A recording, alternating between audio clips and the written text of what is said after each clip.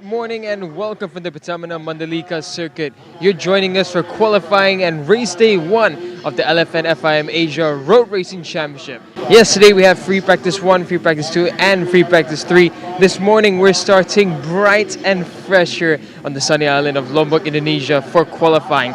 It's going to be a real interesting one. We didn't have any real lap-breaking lap times yesterday. There was nothing that was close to the lap record yet, but today's a new opportunity. The track conditions are a bit interesting. So yesterday we went for a jog in the evening, and one thing Barry Russell and I noticed was that the track was a lot stickier than it has been in the previous years on the racing line. So that could be a factor as to why the lap times aren't really dropping to where we thought it would go to.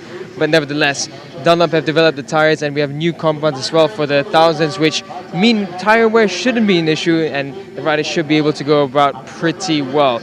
Now for the under 150s, we're going to be looking at the likes of most likely Dimas Julia Moko. Once again, he's been strong over the practice sessions, and he was a double winner last year as well in 2025. In the 250s, we're going to see that battle between Hiroki Ono, the replacement rider. I'll always repeat that because he missed round 1, and yet he's second in the championship, chasing down Yamaha Thailand's Kritipat Kyangkum.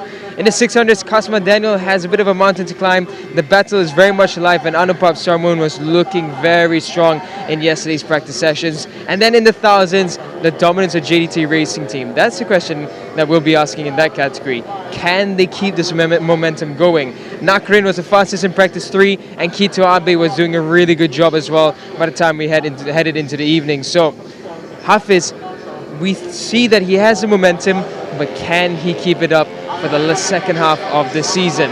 Now the bike's heading out on track for qualifying. Let's join the action on track with Barry Russell. And let me add my greetings to that of Daniel. It's fantastic to be here.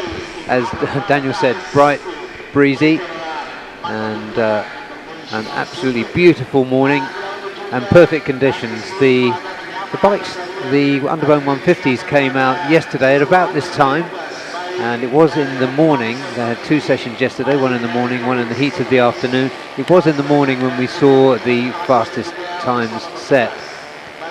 And this is qualifying 1A, so the riders you can see here are those who were outside of the fastest 12. The fastest 2 from this session will go through to qualifying 2, which will follow 10 minutes after this one finishes. And finally, just before the ASB 1000 qualifying later this morning, we will have the Super Bowl shootout for the first 10 places on the grid for this afternoon's race 1, and indeed for tomorrow's race 2.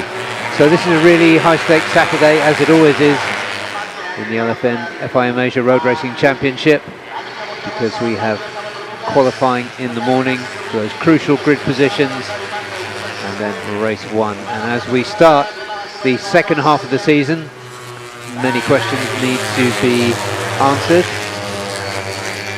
and in this particular category, the Underbone 150s, we've got the defending champion Husni Zainal Fauzi for Zia LFN.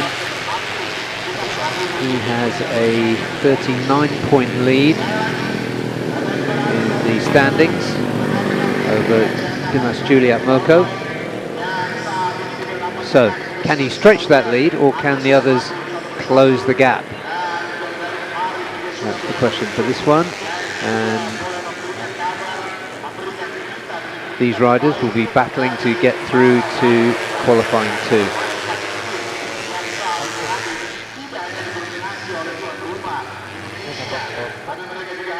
Number 77 on your screen there is Aditya Fauzi. Aditya often situated as the fastest Honda rider. That wasn't the case yesterday. And that was Adib Arshad. 178 is his teammate, Kiko Sudaman.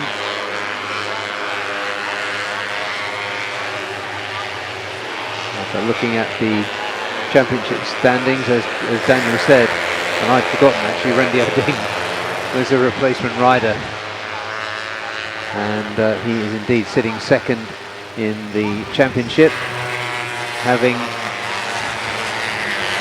Randy has had 2 P2s, a P4 and a P5. So that's given him 69 points. So if my maths are correct, maybe that's 38 points back from Hossein Zainal Fauzi. Dimas Juliet Moko on exactly the same total. So and just behind them, Shuat Sauki, Yamaha LFN, another Yamaha LFN rider, just behind. Yeah, even though Randy's a newcomer, so to speak, in this under 150 class, he's one of those very highly rated riders coming out of Indonesia. And yeah, when he was announced for a full season earlier this year, it was exciting times. There was so much excitement because those who follow the Indonesian racing scene will know what a beast Randy has been in 2025. He's really come alive. See now we're taking great results for Randy. Yeah, in the championship already second. So here in the Taman Mandalika circuit, he's had some great finishes in other categories of racing. So I'm excited to see how he goes about. He's always going to bring something special. I think we will see something special from him later on in Q2 as well. Yeah, some really good riders in this qualifying one session, including John Emerson and Gito, who is just at the top. We're more than halfway through. It's just a 10-minute session. Effendi, who is in with Zia LFN as a third rider this weekend, including Gupta Krishna and our championship leader.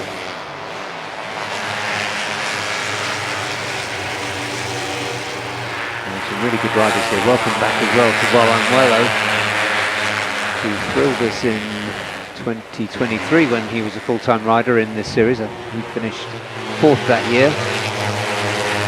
25 there is John, Filipino, John Emerson and Gito. On good form this season.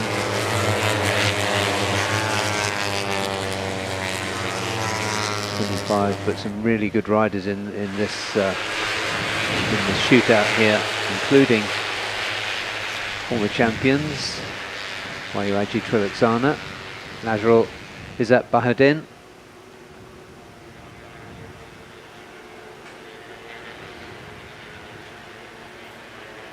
Shawar Shazras, again, often we see him up there as one of the top Honda riders in this category. There is John, the number 25, nice shot of him.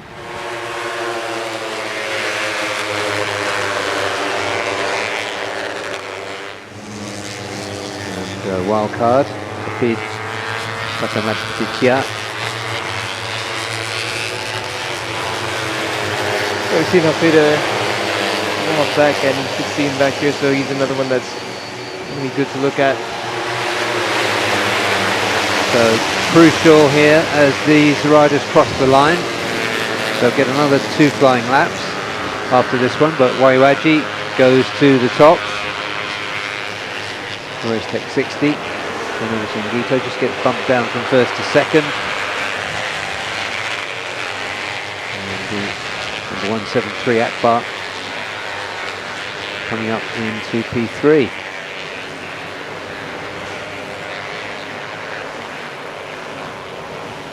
Akbar with SAE Racing Team.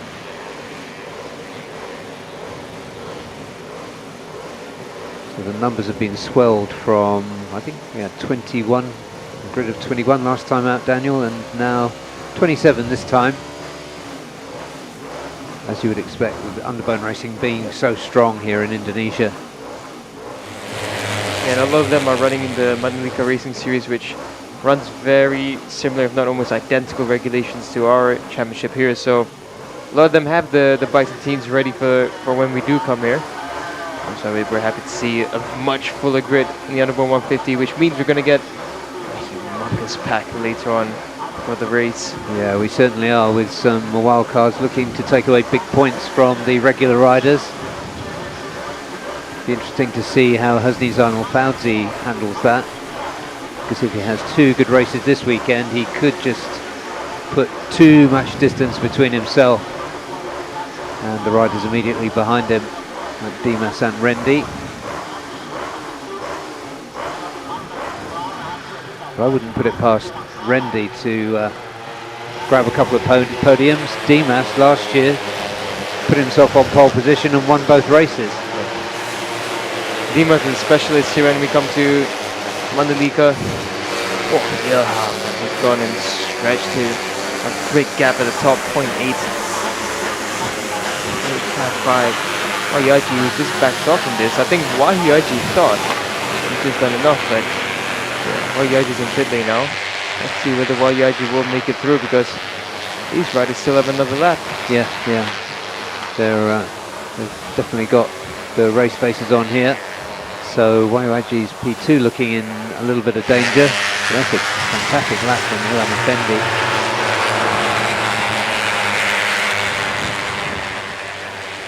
Akbar is all going well. Naturally, said looking for a bit more. But it's a Fauzi. Trying to find the pace. Easy enough, and Juan Wello as well. Well, Juan Wello is trying to go. It's a brand new challenge for them. So they will slowly find their way through. Yeah, Muzakir on the Vosges, currently P6, 2 seconds adrift. Be good to see a Vosges coming through to qualifying 2, wouldn't it? If that project gets closer and closer to competitiveness at the front.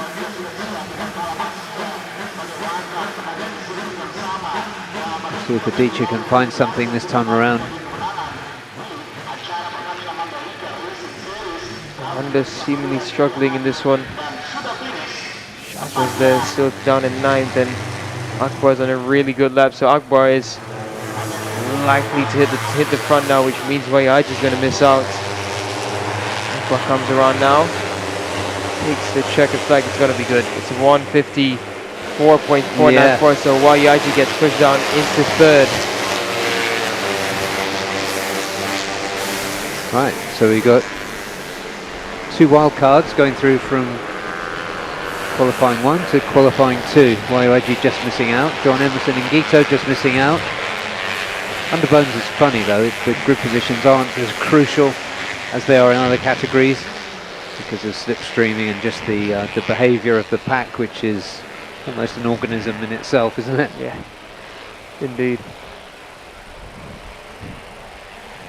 And the fact is that even though, for example, like Aditya now didn't look good in this qualifying session in the race, he'll have a different suit and it'll be a different story. Yeah, for sure. So there we are. LFN Effendi, Fuzir, LFN HP 969, Adeline MCR, RBT 34, 154.027. And for SAE Racing Team, Akbar Abud Abdallah, Wahiaji Alexander just missing out on a place in qualifying 2, 154.8 for him. Then it was John Emerson and Gito, Ahmed Fazlul Sham, decent but not good enough for the Malaysian veteran. Nazrul Izzat Bahauddin next up, and then it was Shawal Shazras, Muzakir Mohammed on the Vosges, Aditya Fauzi, then Ashar Ilan Safatullah for Team 1 for All, Timothy Rojas for Race Tech Yamaha Philippines, Hafid Fatah Maditya Nasandi was 12th, 13th for Fizi Supat, Kiki Sudaman on the Honda 14th, Owen Wello for MS Gloverman Racing Team in 15th.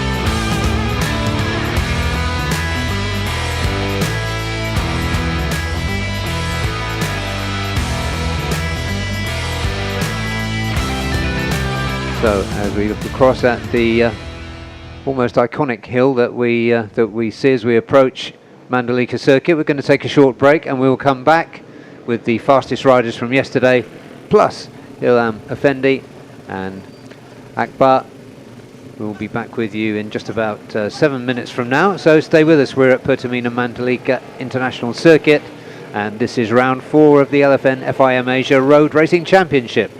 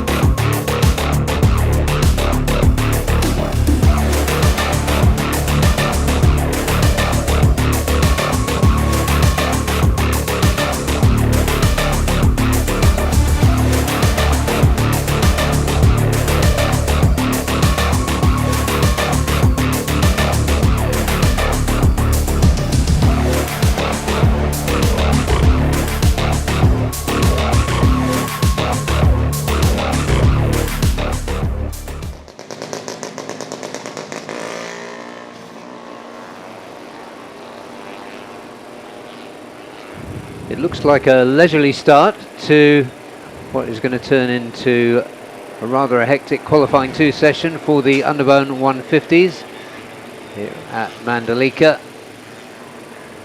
And in this category it's very much high stakes Saturday, with the championship leader and defending champion Husni Zainal Fauzi defending a 38-point lead.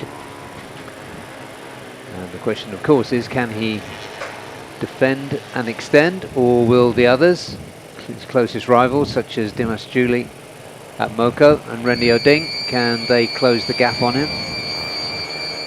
All will be revealed over the course of this weekend. First of all, they need to get themselves into, there are 14 riders in this session. They need to get themselves into the top 10 so that they can participate in Super Pole, which we'll be having later this morning just before the ASB 1000 qualifying. Most of these, I think in fact all of these times that got them into qualifying 2 were set in the morning session yesterday about the same time. So looking at the track conditions here, Daniel, 34.5 track temperature. Can it really be 23.6 air temperature? It felt nice, didn't it? On the way, yeah. We drove in with the windows open. Yeah, that's perfect conditions for some good lap times, and the riders are going to enjoy this. The bikes as well will be performing well with these kind of temperatures, so should have some good laps coming through. Yeah, quickest yesterday was Fadli Regani for Yamaha LFN HP 969. No surprise about the team there that are really so competitive in this championship.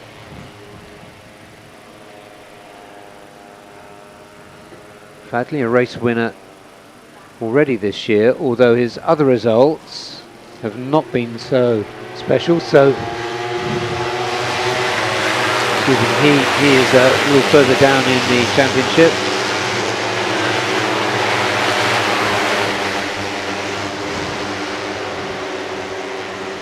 Yeah, Fadli down in 12th despite having won race 1 at Buriram in round 2.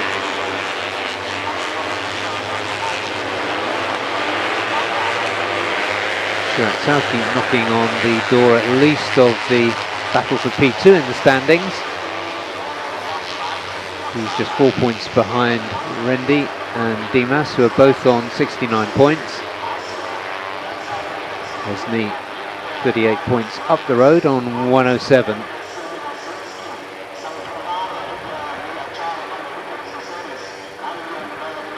Husni still super consistent. Not as many wins at this point of the season as he did last season, but still his consistency has been the key. Still only 1 ride off the podium, which is incredible. But anybody who's familiar with Underbone racing, they're so closely fought, and it's so difficult to thread your way to the podium positions right at the end of the race when you're battling with 15 other bikes, but somehow Husni has found it. Something of an Underbone magician, I think, in terms of his race tactics.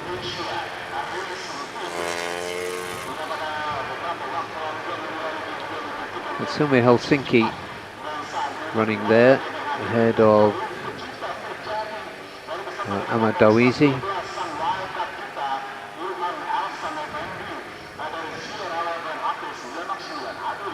Silmir, a promising rider into Team One for All.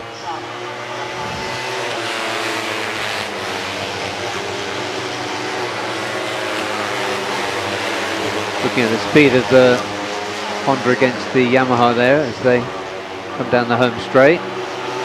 Honda's not lacking power by the look of it. Yeah, Dawish's bike seems to have the legs on the front straight there into turn 1. Dawish has done a great job this season, I think we've seen him start to come alive when he first started entering this class of racing. He's had a bit of struggles. There's a promising talent coming up, and it's good to see that with the user team he was able to shine a bit more. Yeah, P2 in Buriram. So yeah, he's... Oh, that's a massive crash. Oh, that's Silmi. Looks like he's bounced. Almost bounced. That's a zero bike. I think Oh. that is Ilham. Pretty sure it's a number 12 Ilham. Yes, it is That's number 12, yeah. Massive crash at turn 3. Yeah. And a strange one. Now, you don't see that kind of high side often in underbones. Let's see what happened. He just flips the bike in and just loses it there. Oh my. A massive high side for... Yeah, he was sliding through the right-hander and continued, and yeah, holding his left side of his pelvis there. Yeah, okay, it's so good to see him walking away from that. That was a nasty high side for Ilham, who rode a really good qualifying 1.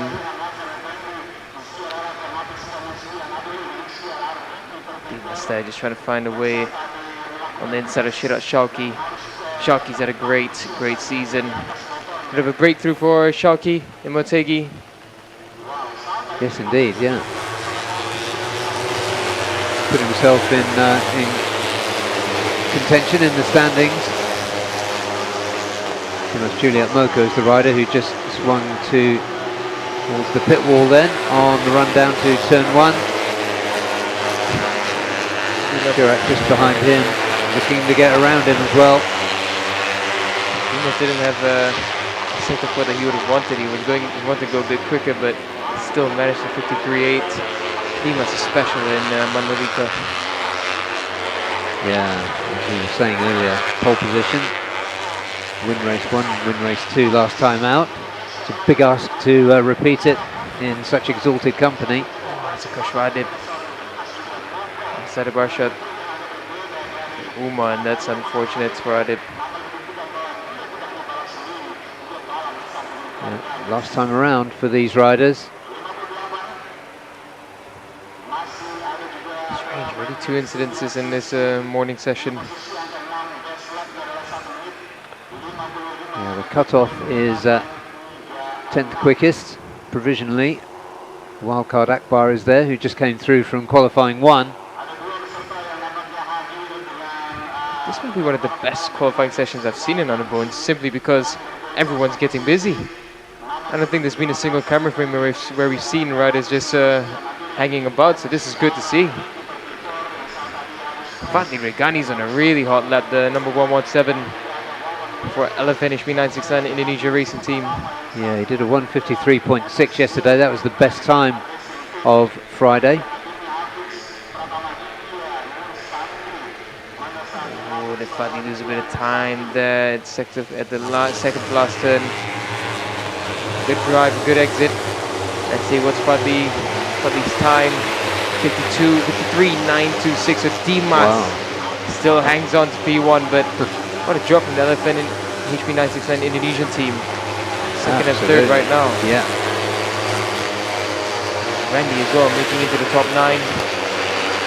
Top 7. Randy's gone 7th now. Yeah. April King Moscado, the number 95, breaking up the Indonesian party at the top. Amish as well, making it through in 9th. So good performances in qualifying too. Yeah, indeed. So the job isn't finished yet, because the quickest 10 will be through to Super Pole later. Dimas Juli 1:53.873, and then it was Fadli Regani, the 10th or so behind him. Then it was Shirat Sauki, looking good this weekend. Husni Zainal Fauzi, inevitably he's on the first screen. He was 4th quickest. Then it was April King Moscado, the Filipino, as I said, breaking up the Indonesian party at the top. Team 1 for all, Silmi Helsinki 6th, 7th Rendi Oding, and Shafiq Rasol. For Aeon Credit, JQK Zinages Cardinals, the Malaysian was 8th quickest.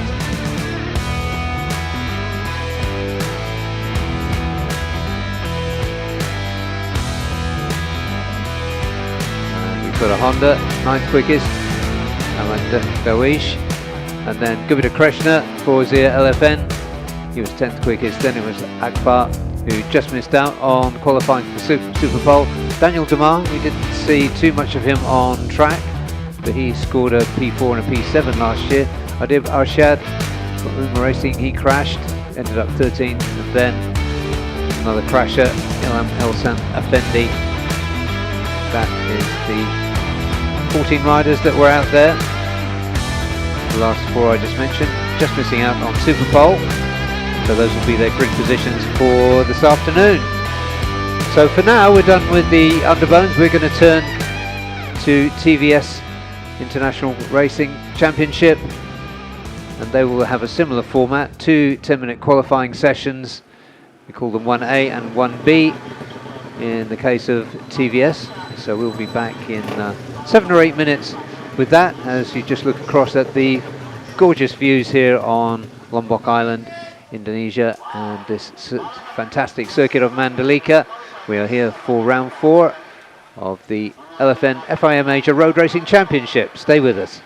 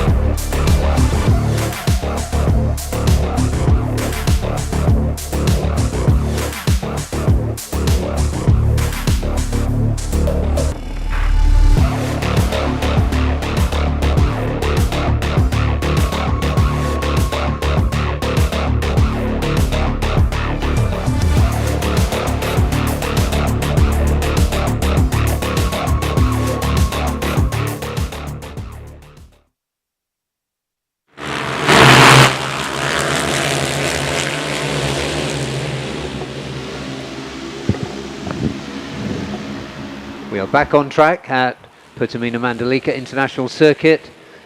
It's Saturday morning and it's round 4 of the LFN FIM Asia Road Racing Championship. And that means that we have qualifying coming to you all the way through the morning. Myself and Daniel Bogus will be bringing you commentary, our thoughts and interviews in the case of Daniel. As we progress through the morning, we've seen the Underbone qualifying sessions, and now we are into TVS that has a 2-stage qualifying. This is qualifying 1A for the riders who weren't in the quickest 8 yesterday, and they will be competing for the top 2 places, so they'll go through to qualifying 1B, which will determine the top 10 starting positions this afternoon in race 1. 10-minute session, as it was indeed for the Underbones. Looking at the names here, Daniel, there's some quick riders in this qualifying 1A session. Pedrinho Matos, Nakib Rifki, Oratilwi Piri. This is going to be a tight session, I'm guessing. Yeah, I'm looking at the likes of Andoni as well as Pedrinho Matos and Fadil Agassani, another talented Indonesian rider who's home in this race, so you can expect something special from him in this one. Yeah, there are some really quick riders in this one. Surprising after the performance, especially from Oratilwi and Pedrinho for this season, and John, that they're in qualifying 1 now. That's how close the battle has been. Yeah, on combined practice yesterday, quickest time we saw was 46.462. That was with the Spaniard Luis Miguel, who we'll be seeing in qualifying 1B. But that's basically the target to get into the 146s. Yeah, with the temperatures we're having, cooler air conditions, we should be seeing some good lap times coming up. Andro Paredes, a really good lap. Quickest sector 2 and sector 3 so far. Yeah, looking at last year's qualifying times, we can talk about the track perhaps a little bit as well. But Hiroki Ono's pole position was earned with a 1:45.125. And you noted in your intro, Daniel, that we found the track a little bit sticky as we were running around. It really did feel sticky on the bottoms of our running shoes. Yeah, while more grip would, in theory, give you a better exit and whatnot, but it also does mean there's more resistance. You're going to be slowed down a lot more. Yeah, exactly. And perhaps, oh, did somebody high side then? Or nearly?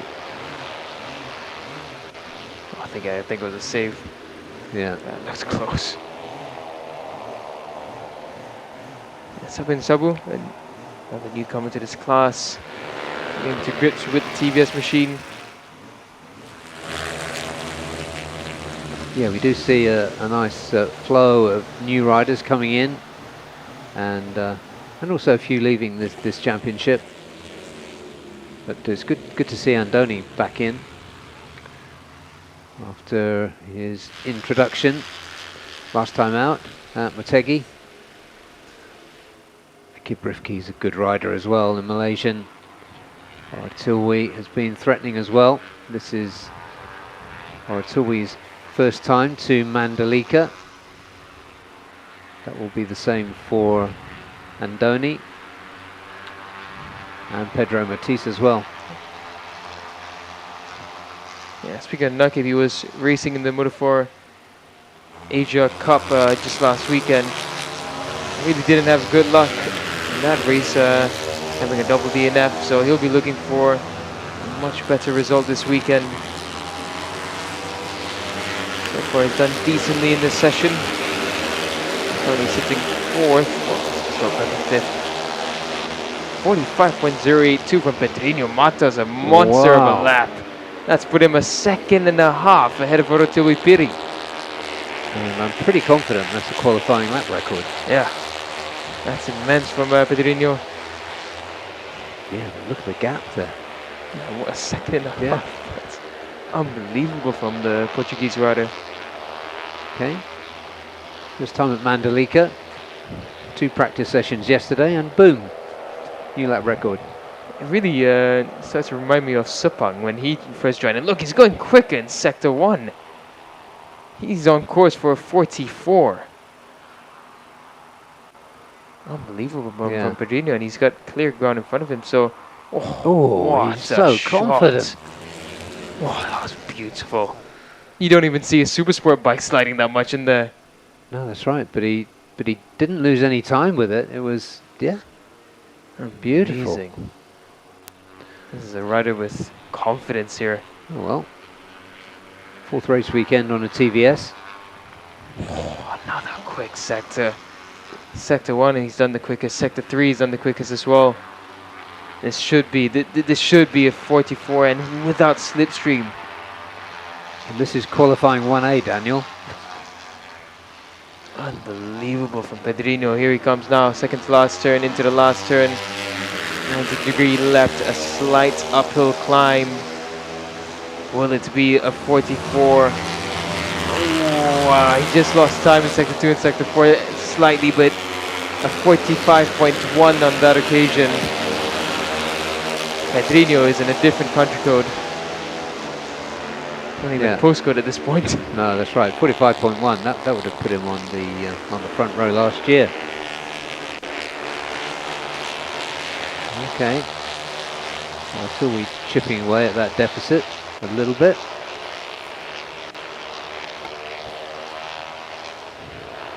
Yeah, I think that's going to see him safely through to qualifying 1B. So you can have the rest of the session to relax and enjoy the scenery. Yeah, this one I can't see anyone close to contesting that lap time. And this is the form he's bringing in qualifying 1B. He will have a really good shot at pole position. Yeah, his best time yesterday, 1:46.997. So that's progress. Almost 2 seconds. Well, he did mention that he uses the PlayStation a lot to practice before he comes to a new track. So I think he's probably spent about 3 or 4 hours overnight practicing on the PlayStation. Yeah. Oh, he's going to go for it. Oh no, I thought he was going to go for another one. His mum in the next room telling him to stop playing games and get some sleep.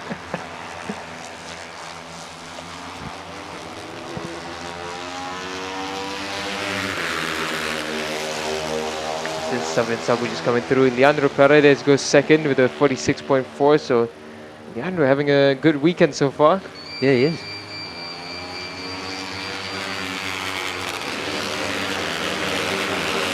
So Pedrinho continuing on. I think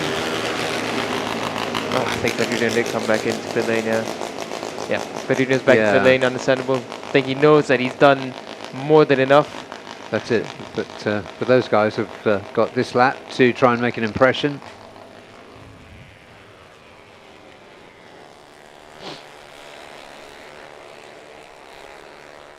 It's Fadil now.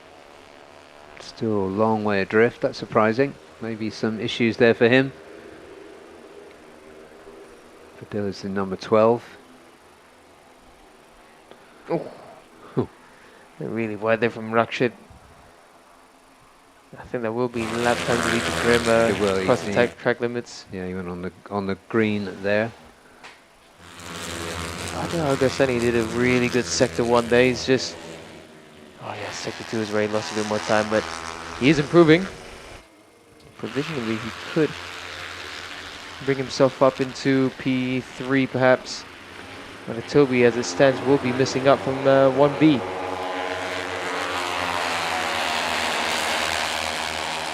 Yeah, he's improved a little bit this lap, I think. It is only a little bit.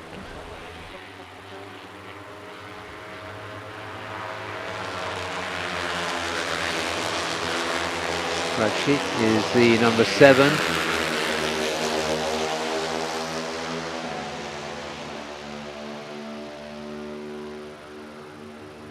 The Nicaraguan and Andoni Dominguez running the number 20.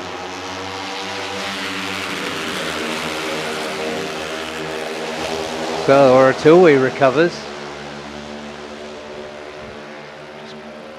And bumps down Leandro Paredes, unfortunately for the Filipino. In some ways it would have been good to have seen him take that step and move up into qualifying 1B. But not to be on this occasion. And, well, I would say it's kind of surprising to have seen Pedrinho and Oratilwe in qualifying 1A in the first place. Just take a look at the results here.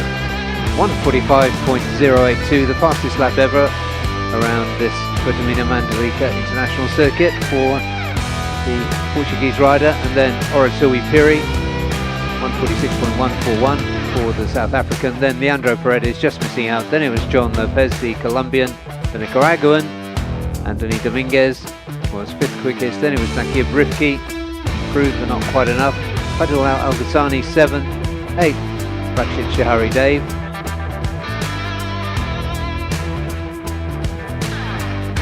And 9th, the new rider coming in here, Indian rider Savion Sabu. So it will be Pedrinho and Oratilwe, who will be seen again in around 8 minutes from now at 9:10 local time. So we'll give you another view of the highlights of that session, and of course of this fabulous setting that we're in here at Mandalika on Lombok Island. So stay with us, we'll be back with you. This is qualifying morning for round 4 of the LFN FIM Asia Road Racing Championship.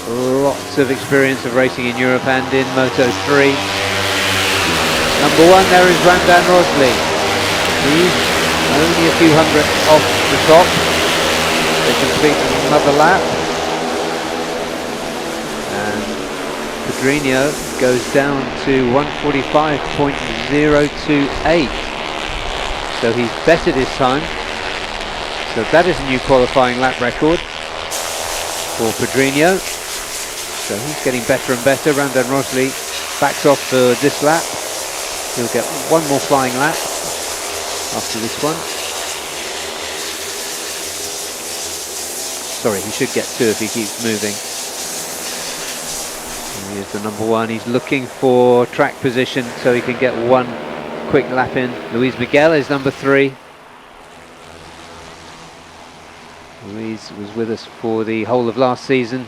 The really quick Spaniard threatening the championship leaders this year. Sartak, Chavan, and of course Ramdan Rosley.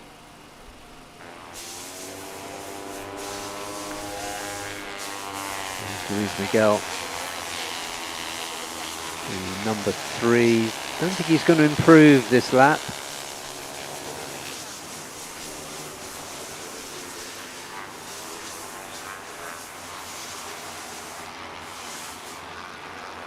Luis Miguel improving.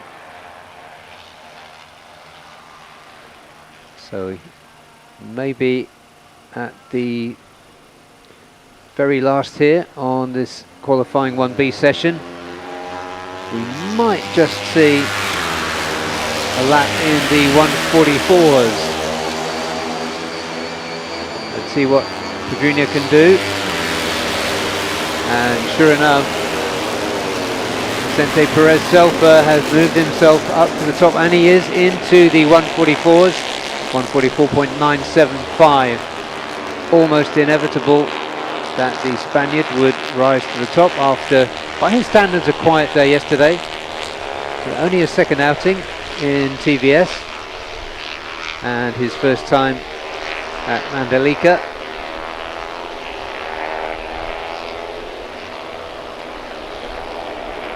So Pedrinho now in P2. Luis Miguel P3, Ramdan Rosley P4. Those 4 all under the previous lap record that was held by, of course, who other than Hiroki Ono. Hiroki Ono, not in this championship anymore. He is in AP250s, and so that means we'll be seeing him in the next qualifying session. The checkered flag is out now. And looking at the sector times, I don't think we're going to see any more of an upset, but we have seen a convincing new qualifying lap record that is in the hands of Spaniard Vicente Perez Selfa.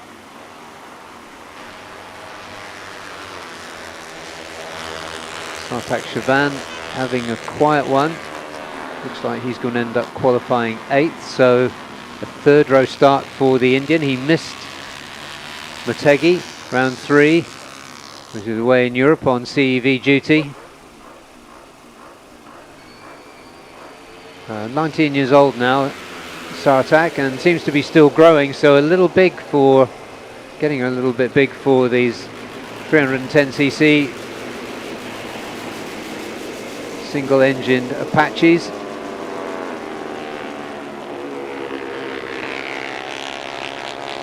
And rider down there.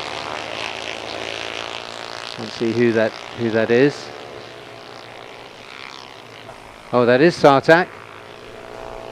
So a bit of a commentator's curse then, talking about the Indians. So he is in P8. So at the bottom of this qualifying session, which is a surprise. But no doubt he'll pull something off for this afternoon's race 1.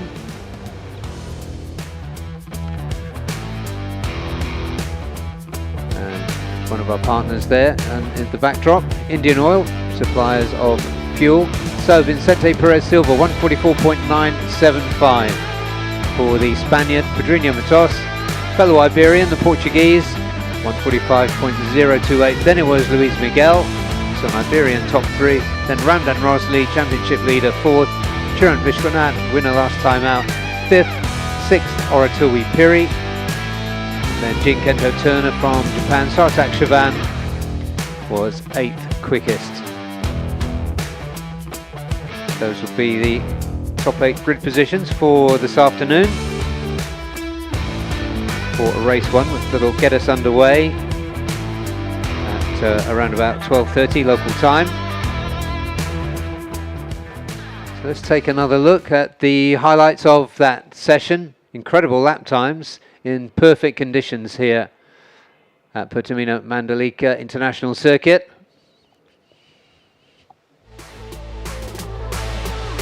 Well, straight out of the blocks was Pedrinho Matos. Well, number 1 there, Ramdan Rosley.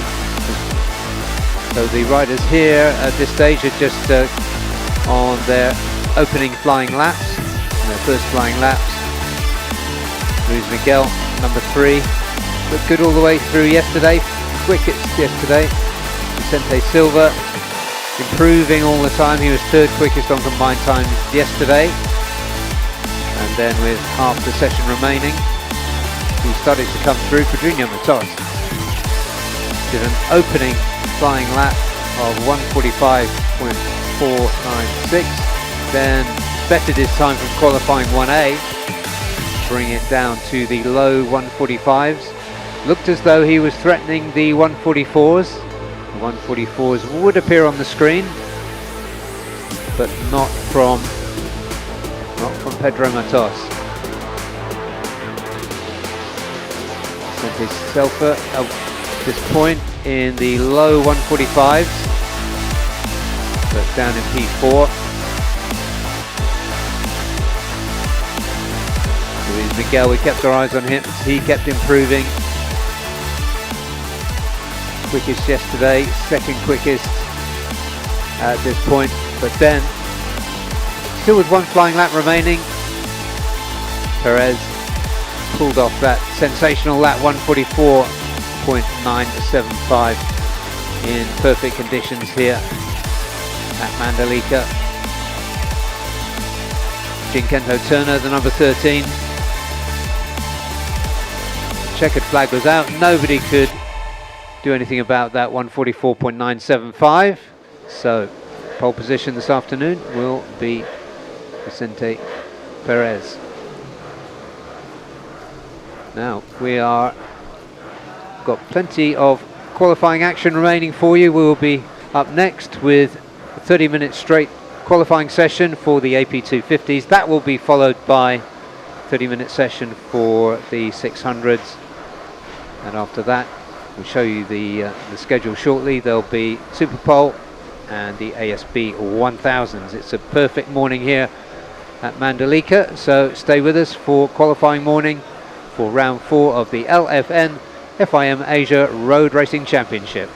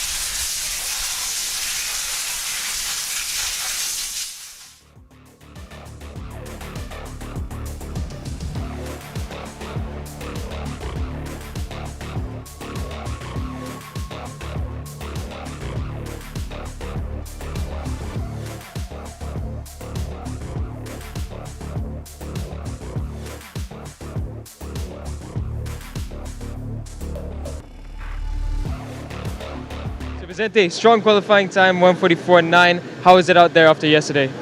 Yeah, we improved a lot from yesterday because it's my first time here in Mandalika, and yeah, we try to improve fast the track, fast the conditions. Today was better because one thing it's I'm more experienced here, and the second thing it's less windy than yesterday, and this helps us to manage the qualifying and take the P1. So speaking of the wind, was it tricky, especially like in Sector 2 and Sector 4 with the wind yesterday? I struggled a lot yesterday in Sector 2 on the first corner because they pushed me wide, but yeah. Also, we changed the bike, and it's better for us. Thank you so much. Good luck for today. Thank you.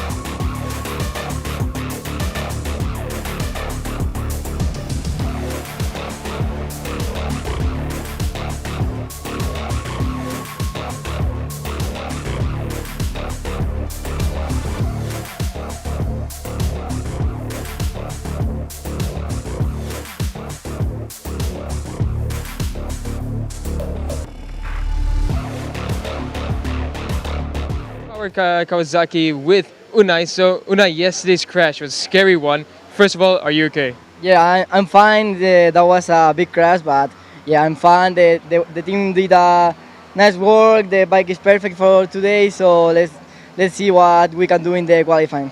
So with this bike in Mandalika, in theory it should be okay. It's a bit heavy throughout the bends, but how are you feeling on the bike here? Yeah, it's difficult to follow other bikes, but this circuit is good for us. Kawasaki is good. In this circuit, yesterday we were fast, me and my teammates. So let's push today for being on the first or second row for the race. In qualifying, will you be looking for a bit more setup, or are you going to be just trying to find the lap time immediately? Yeah, we have to look for the group to do a good lap time because it's difficult with the Kawasaki, but let's do it. Thank you so much. Good luck for today. Thank you.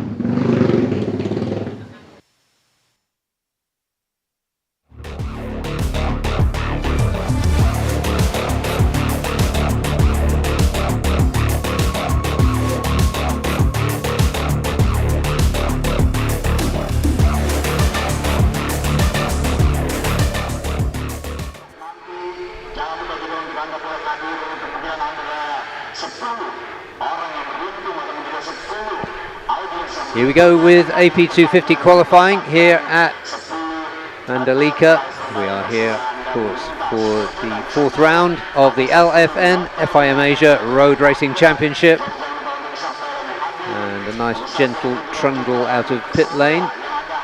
Big field once again here in the AP 250s. More than 30 entries. 31 on the grid this weekend, so the busiest of the categories, even more than underbones. And the championship story here, just while the riders get themselves warmed up and their machines and their tyres warmed up, is the story of Pritapat Kankum, who made a sensational start to the season, built up a big lead. He has earned himself 2 maximum rev cuts, so he's 400 RPM down on the maximum, but his main rival in the championship is Hiroki Ono, who is a replacement rider for Vietnam, the Honda Vietnam racing team, where he started as a rider coach at the beginning of the season, and then with a rider injury found himself as a replacement rider. going to check if he's still listed as a replacement rider. Indeed he is. So Hiroki Ono, having missed round 1, is looking a threat in the championship, especially on current form. Gary Salim, the rider on the silver machine there, the MS Glow for Men on the CBR 250 RR, former champion himself, Gary Salim. Great to see him back in ARRC. Now, these riders are doing the sensible thing, which is trundling through pit lane again to try and find themselves some space on the circuit. Opening the gas now is the number 50, that's a FIFAN Ran. 57 going through there for Uber Racing is Daniel Sharmi. He put himself on the podium here last year.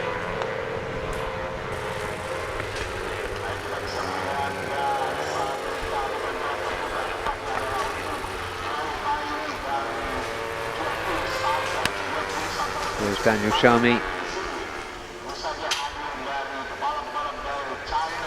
Behind him, he's got Irfan Haikal.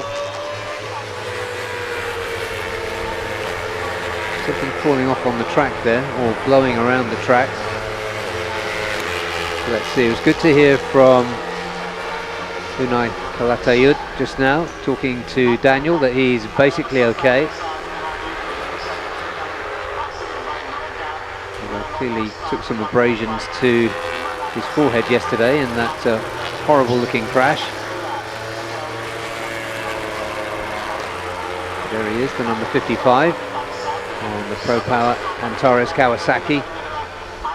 3 entries for Pro Power Antares this weekend. Antares himself, Shunshin Zhang, Unai Kalatayud, of course, and also former 2-time champion in this category, Andy Mohamed Fadli. And great to see, it's the second time we've seen Fadli this year. So good to see him back and competitive on a Kawasaki. That is the number 76 of Hiroki Ono, Honda Racing Vietnam. The 31 there is Gary Salim, the MS Glow for Men CBR also.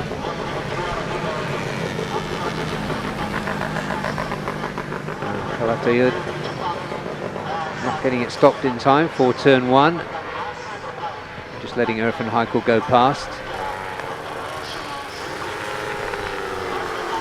So Irfan Haikal yesterday, best time 1:47.365. Best time of the day was with championship leader Kritapat Kankum, the Yamaha Thailand racing team, 1:44.998. Some of the riders just taking their time to get into this 30-minute session. Irfan Haikal is not one of them, he's just getting on with the job.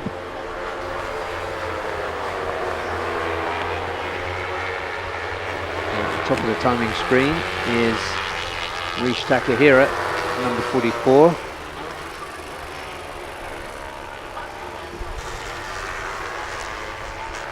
But still in the 1:47s, so we should see top bunch of riders at least in the 1:45s by the time we get to the checkered flag.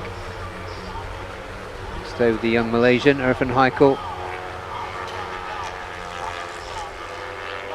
Moto Honda Asia team. 2 LFN entries running together there. Fahmi Bassam, number 222.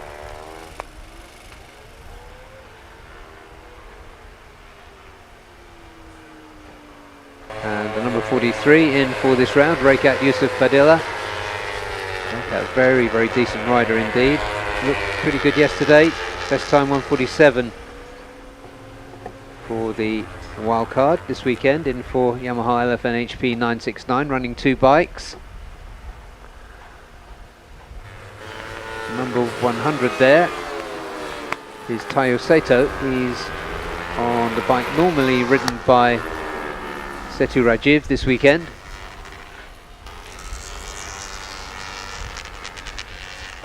And Tayo we've seen as well. He's got some quality. Let's see what he can do on that servo support. Indian Honda. So a whole big group about to come out of pit lane there. On top so far, 146.1. Andy Padley for Bopao Antares. Championship leader Kritapat is cent or so behind him. And Fadil Algasani and Raycat just behind him. 1.2 seconds down on the currently quickest time is Tiranai Tubtim. We've seen him for Yamaha Thailand in round 2 this year at Buriram. He's a wildcard this time for Team ACR. There he is, the number 36, wearing his usual number.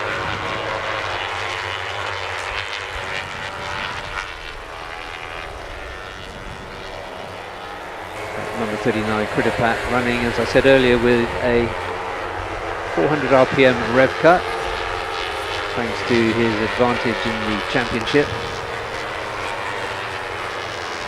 And facing a challenge from Hiroki Ono, who is keeping his powder dry currently, sitting just outside his pit box. Chandra Hermawan there, running with Kritapat.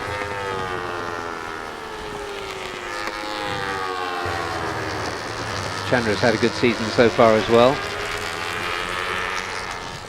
Yeah, I think Chandra, the breakthrough performances came through in 2025, and he's been consistently good. And there we go, he goes quickest now, 45.837 from Chandra Hermawan. Yeah, better from Yamaha Racing Indonesia. Indonesian is impressing so far as Andy Fadli. Power Antares Kawasaki. 11 minutes into this session, but already we've seen the fastest time there from Chandra that time around. Once again, perfect conditions here. Just starting to warm up a little bit here. Indeed, yep. It is actually warming up a lot, over 40 now. That's increased a lot since we started. Yeah, 40 degrees strike temperature. It's pretty heaty. The sun is intense.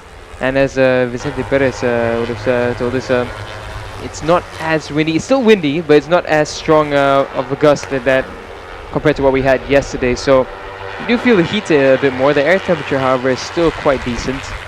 The track temps are rising. The sun is very, very intense right now. Yeah, you could feel it outside yesterday whenever you weren't under the shade or in the or picking up any kind of breeze. It's really hot. Tiranai and Kritapat there running together. Kritapat, well, I think Tiranai just wanted a bit of a tow, but Kritapat looks like he's heading back to pit lane, and so will Tiranai. Yeah, both under contract to Yamaha Thailand, those two riders. But Yamaha Thailand only running one regular bike in this slot, and it is their bid for championship glory in the hands of Kritapat Kankum, who was second last year in the standings behind Arbi, Arbi Aditama. And Kritapat, I think, a more complete rider this season. Yeah, very much so. He looks composed, he looks confident, and his attitude as well. He just looks really like he's enjoying.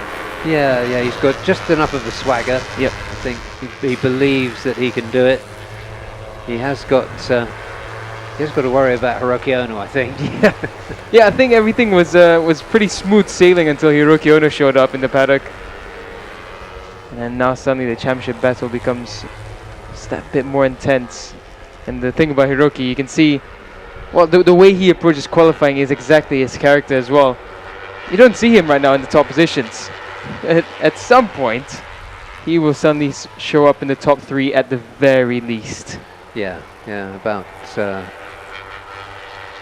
8 or 9 minutes ago, we saw him just sitting impassive in pit lane. Yeah, so as I was walking up, I saw him heading out. So I suspected that it was going to be a very short outing for him. Yeah, that's Shunshin Zhang there, number 40. The pro power Antares Kawasaki, team owner. 26, the youngest team owner in the paddock. And he's been improving as well as a rider. He's been impressive, and for Pro Power Antares, the team with the Kawasaki's, they've been making some great steps forward, and I'm so happy that we get to see 3 bikes in the paddock from them this time. And look at how Andy Fadli's doing. He's still sitting in second. There's a strong lap time from Andy on that occasion, and yeah, what a few riders you have. Shuncheng Zhang, Unai Kalatayud, and Andy Fadli this weekend. Yeah, really strong lineup, and nice to see 3 splashes of green in this predominantly red and blue field.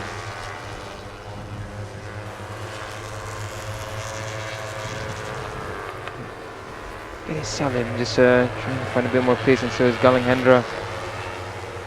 Gary Salim's had a good season for the first full season for the MS Glow for Men racing team. And again, Gary Salim and Dimas as the full-time riders, but Dimas, of course, due to Baggers World Cup duties, he's missed a couple of rounds. Yeah, we'll see his replacement in the next qualifying session for the 600s.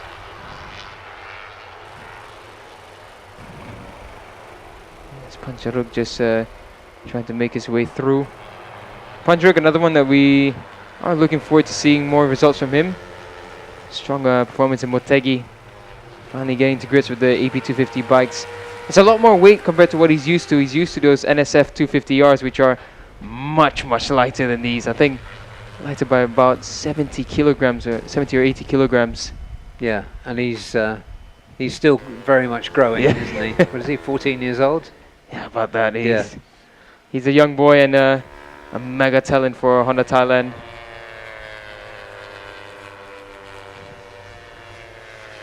Yeah, but Chandra still sits at the top. We've got almost half the session remaining. Fami Basam now has gone into second, and look who's popped up into P4. Who else but Hiroki Ono for his first fast lap of the session. Good one for Fami Basam as well, just under 2/10 away from Chandra Hermawan for the Yamaha LFN HB 969 Indonesia racing team. Yeah, number 41 we just caught a couple of views of there, Raiku Hasegawa.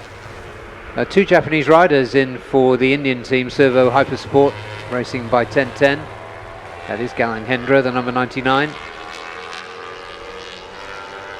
Had a crash in one of the qualifying sessions yesterday. I think it was the third one. Oh, speaking of crash, that's Raiku That has is gone down. Raiku, yeah.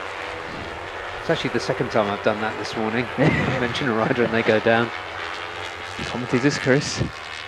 Yeah, it's real. Yeah, unfortunate for Raiku.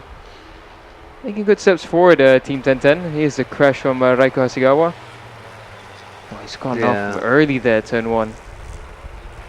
Just asking a bit much of the front.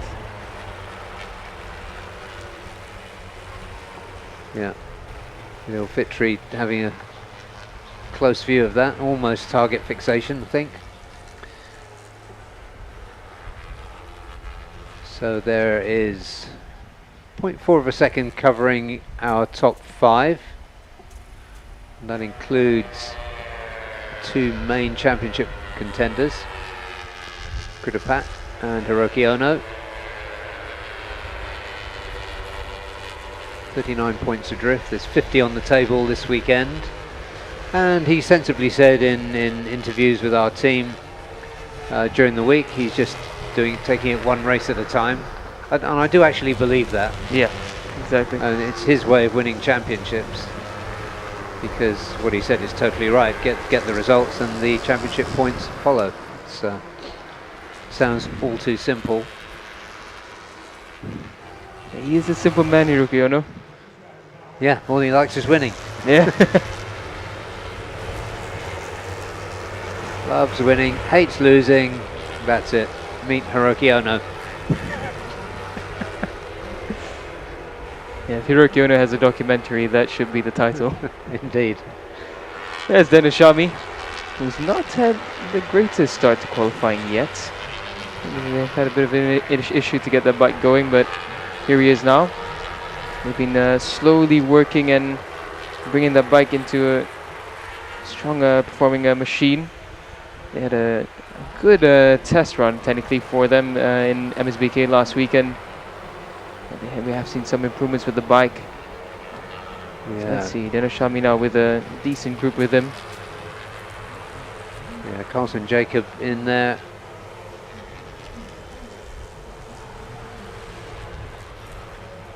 Yeah, learning season for Carlson aboard the AP250 bike. He's used to riding the CBR 250s. I've seen him training on the CBR 250 on go-kart tracks, but in the AP250 class, it's a different beast altogether.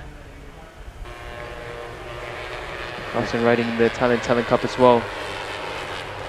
Yeah, Daniel Shami hasn't got a lot of space on track to make an impression. He is improving though, because he hasn't set a fast lap by his standards at all, so he's going quicker and quicker throughout each sector compared to his previous laps. Hiroki Ono was barging his way through that second last turn there. Hiroki Ono has also snuck up into P3, so Yeah. here comes Hiroki Ono. He's pushing now. It's a good position for Dennis Shami to be in as well. He's going to get a lovely tow from P2 in the championship standings, and Hiroki Ono has gone P1 in qualifying. A 145.328. Oh, but Kritapat, sorry, 45.328 is Kritapat. He's gone back up on top. Yeah, and just checking though, those are new fastest times here at Mandalika. Oh, look at this group. Look at the way that it's a whole train of bikes coming through. We've got nearly 20 bikes in this group. This is amazing. Getty Salim as well has jumped up into P5. Well, I said at the beginning, it's such a big field, and it's amazing that it's so crowded and so fast. The riders are getting such good lap times in. So 145.3, the pole position time last year was 145.779, so a significant improvement. And this season, the regulations have got a little bit tighter. Yes. So they don't have as many light and trick parts as they did then, and yet they're going quicker. So that speaks a lot, I think, to the conditions here, apart from anything else. The conditions are great, and I think the riders and teams are just improving as well. The quality of this field is amazing, and I think especially for the mechanic side of things, they're finding every way to extract as much as they can from these bikes with the limited amount of things that they can do. It's proving to give us some great racing. Getty Salim there pulls wide out of the second last turn. There's Hiroki Ono in this group now. Carlson is with this group still, so this will be good for Carlson. Yeah, Rish Takahira moving his way up a little bit as well. Number 44. 36 is Tyranide. He's just moved ahead of Takahira. Kudapat looking behind. Lets his Yamaha Thailand colleague go.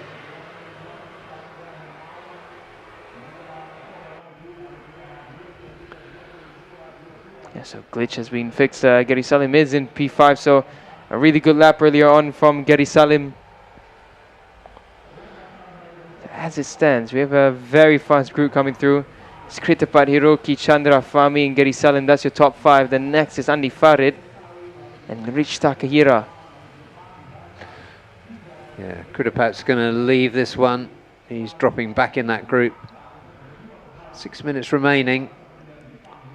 Perhaps he'll take a little trundle through pit lane, find himself some room. He will know that Hiroki Ono is going to have another push before the session is done.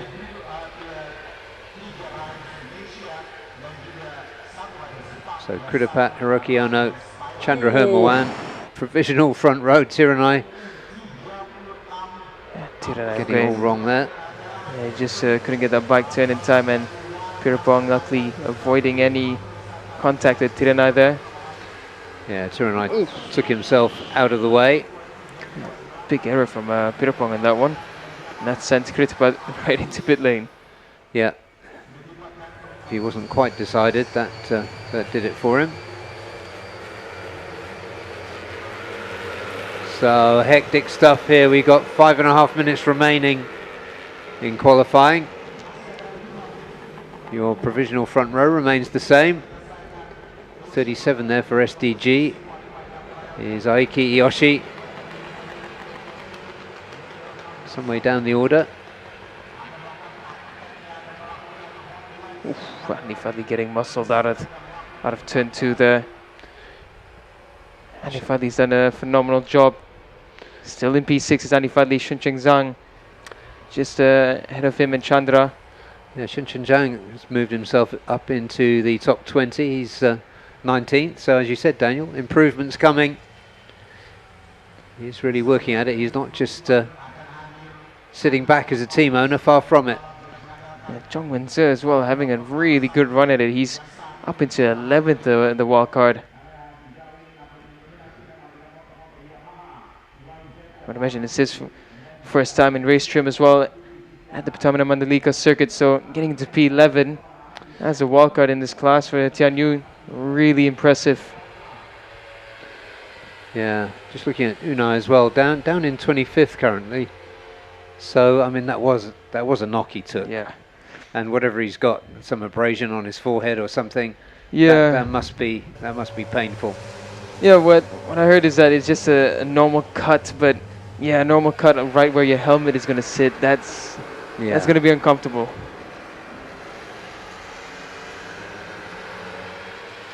So now, after having a decent free practice day yesterday, a bit of a struggle for him now. But his teammate Andy Fadley, a wildcard for a second time this season, a replacement last time out, a wildcard this time. He's performing very well and looking right at home on that Kawasaki ZX25R. Yeah, he does. Yeah, the first time out, you could see that he was thinking, hell, this is different to the last Kawasaki I rode, but yeah, he's definitely got it now.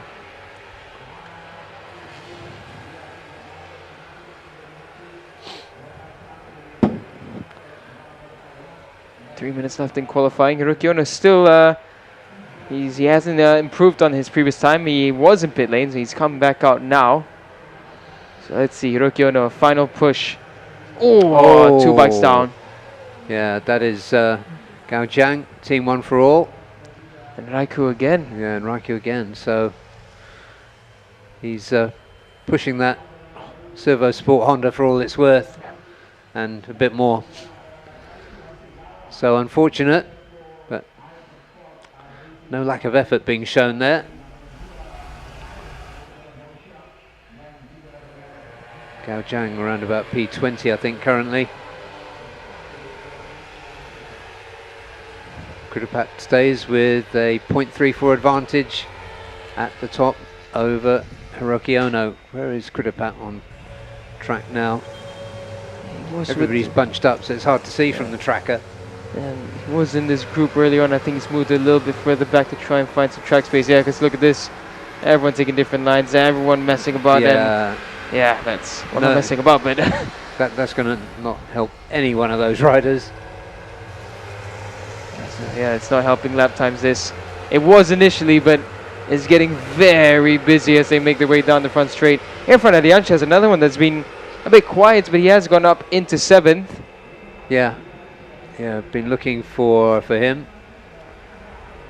Oh, they're all bunched up in this train of riders. It's going to be difficult. Yeah, it's going to be difficult for the to move up the order.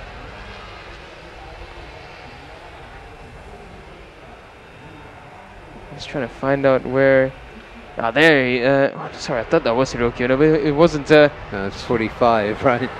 Just trying to see where Hiroki is on track right now, because he's lapping still after coming back onto track. He's at, I think he's right at the back of the here he is. group. He's just coming into turn 10 now. There we go.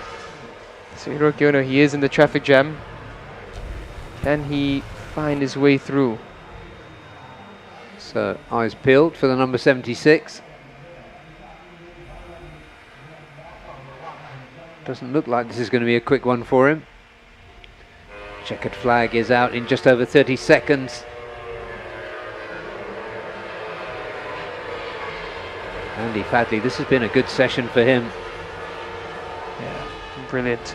Home race on a bike that still being developed, I would say. Yeah, and a bit weighty to pilot through the twists here. There they go again. This is such an incredible corner. As we observed when we were, it's weird even when you run it. So sitting on a motorcycle just goes on forever and ever. Right, across the line for the final time. Most of the field there. Wow. Okay. So Kudapat and Hiroki Ono, the two at the top of the championship, remain at the top of the timing screens, 1 and 2. Chandra, who's been there for most of the session, remains at number 3. He'll complete the front row. That was a good session from Gary Salim as well. Good call from Daniel to keep his eye on the former champion. So 145.328, Yamaha Thailand's championship leader, Kritapat Kankum. He'll start from pole position this afternoon. Alongside him, Hiroki Ono. And completing the front row, Chandra Hermawan. And leading row 2, Fahmi Passam. Then it'll be Gary Salim. Great performance to put the MS Globe for Men Honda on row 2. Andy Fadley, fantastic job from him too. Irfan Ardiansha qualified 7th alongside Rish Takehira. And then wildcard Rekat Yusuf Fadila for Yamaha LFN HP 969. And then on row 4, Reza Danica Arens for Astra Honda. He's starting 10th. Fadil Masyavi for Yamaha Racing Indonesia alongside him. And good performance from Zhong Wenze for Tianyu Asia Racing MFZ. Galang Hendra, the number 99 for Yamaha back Yamalu, starts 13th. Irfan Heikel 14th, 15th Aiki Yoshi for Team SDG with Hart Pro.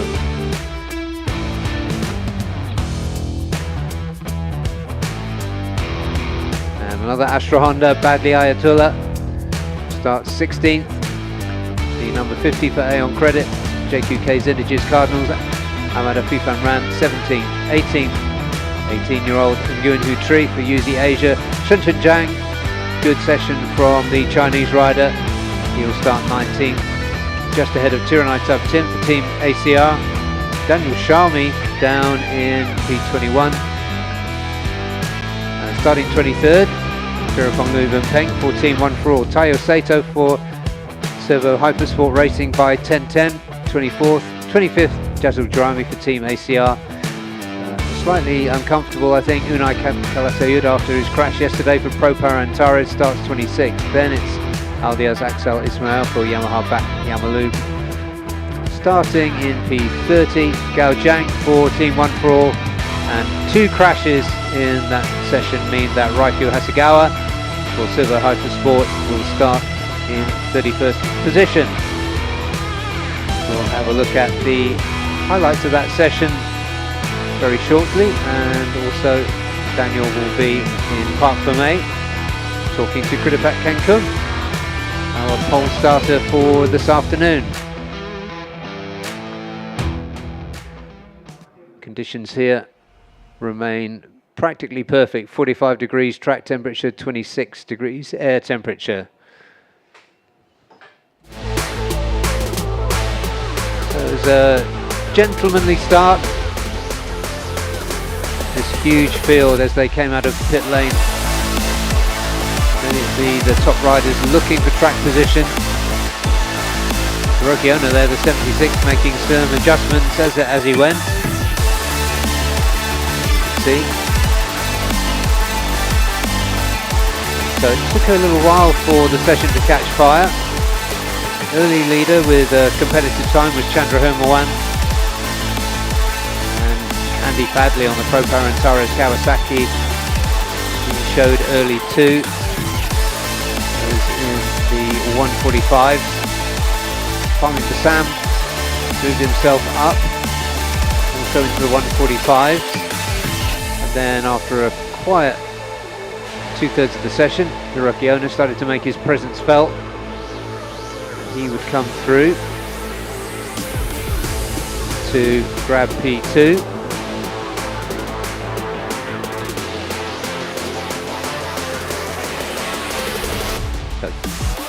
But Kridapat, just as Hiroki Ono went to number 1 actually, that was just for the briefest split second.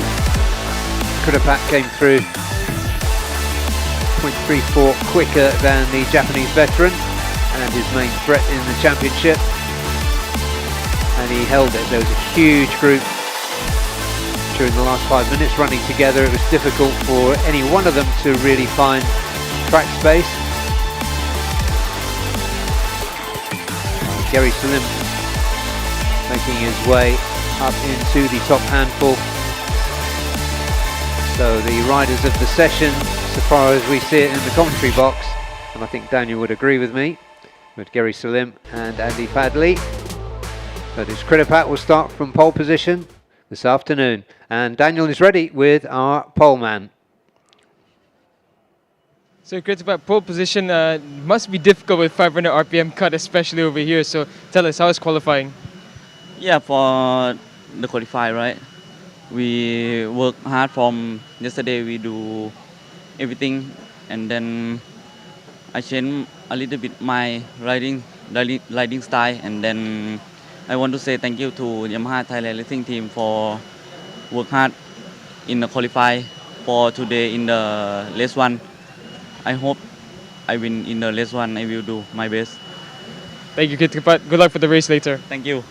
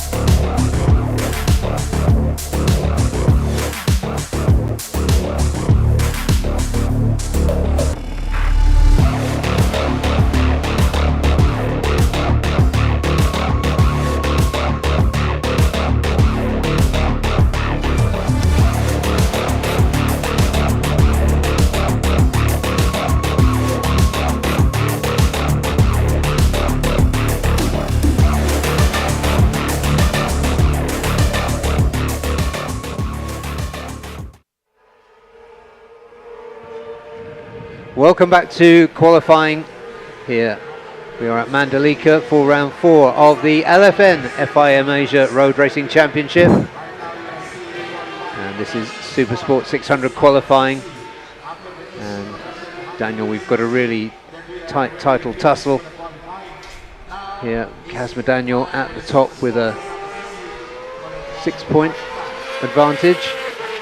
And just behind him, Tanat Longpiao, who's really showing some form this season in my opinion, and Anupab Samoon is threatening. He was really quick yesterday as well. Hasn't won a race yet. Yeah, coming into this round for the LFN FIM Asia Road Racing Championship, it's a big weekend for the 600s, I'd say. It's a chance for Kasma to stretch the lead, and obviously with 50 points on the plate, this could go anyway into the next round. Tanat and Anupam are not far behind at all, so yeah, with 6 races done, 6 races remaining, the shape of the championship really could change. And then we've got some live wires here and not in such close championship contention, like Wayne Agroho, who qualified on pole here last year and in combined practice was going really well too. And Herjan Atner, who took his inaugural win in race 2 here at Mandalika last year. Yeah, it was a breakthrough weekend that time for Herjan. He's been looking better this season, but still looking to find those more consistent podium finishes, but he's done well. Yeah, we've got the Idemitsu Honda Racing Malaysia. They're two star riders, not in direct championship contention either. Just getting out of the way there by charging Herjan. Kip managing to quickly run offline. Herjan pushes on. Herjan looks like he means business. Yeah, Wayne Agroho's pole position time last year was 1:37.345. And Anupab has come pretty close to that in the first few minutes. That must have been on his either first or second flying lap. There's Kazma, the Hongyong Yamaha with the green flashes, the green number, riding with the green helmet, moving away from his traditional pink that we got used to. Kazma, green suits him. Yeah, he said he chose green after, well, inspired by the rider he idolizes.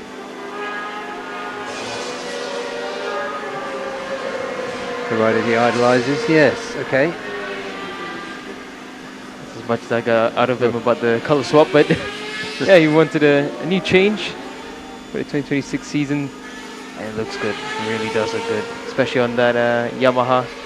The Yeah, Yamaha it does, blue and yeah. green. Yeah, that green is just the right green to set off the Hongyong Yamaha blue. Kind of brings me back to the movie star days in MotoGP. Yes, yeah, you're right. So there it is. Someone watching really want that turn 1, just getting out of the way. Didn't catch who that was, but here's Kasma now. Clear track in front of him. Let's see what he can do as the heat rises up. The air temperature is fine, it's 26 degrees Celsius, but the sun is so intense that the track temps are reaching 47 degrees Celsius. Yeah, really rising quickly in the last hour, I've noticed. So a splash of green on tires from a few riders that we've been following yet. I find that surprising because of how quick the track temps are rising. I would have expected them to have put it on immediately, but maybe still searching for setups. That's also, right. for the 600s, it's 3 attack laps here. Yeah. 3 attack laps for the 600s, 2 for the 1000s. Arai Gaska is starting to make his presence felt as well. That's been looking good on the 600 bike. Racing in a World Sport bike. Yeah, it's the Yamaha R7 series. Runs in the World Superbike Championship. It wouldn't be too dissimilar weight-wise. I think maybe 20 kilos off, perhaps. Yeah, twin cylinders, aren't they? Yeah. Anyway, he's going nicely on the 4-cylinder R6. 1:38.663 was his best time yesterday.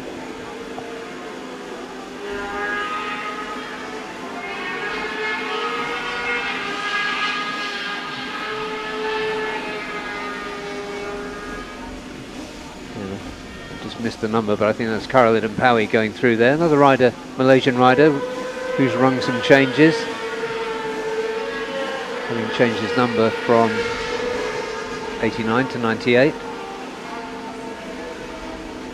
Yeah, he's come back in, and Nugroho has secured that number first. Yes, yeah. I got so used to why you're running that 89. As of right now, it's a top 6 Yamaha, and there's one splash of red spoiling that Yamaha party, and it's none other than Herjunatna Fridos for Astra Honda, and he's going quick. He's improving through Sector 1 and Sector 2. So Herjun on home soil is looking very good once again. Yeah, great to see Herjun there. It was his only podium of last season, his rookie season in 600s, was the win here in race 2. This season, 2 podiums, 2 P3s, one at Sepang, one at Motegi, but also 2 P4s, importantly. Taking more and more at home, and he goes quickest now with 37.192, 3/10 faster than Nugroho, but we still have yet to see qualifying rear tires.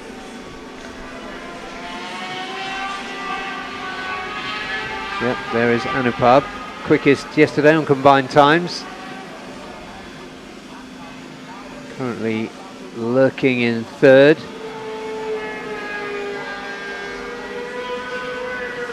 So it looks as though everybody's going to go late for the qualifying tyres. Just 1 set for the 600s. The 1000s get 2 sets.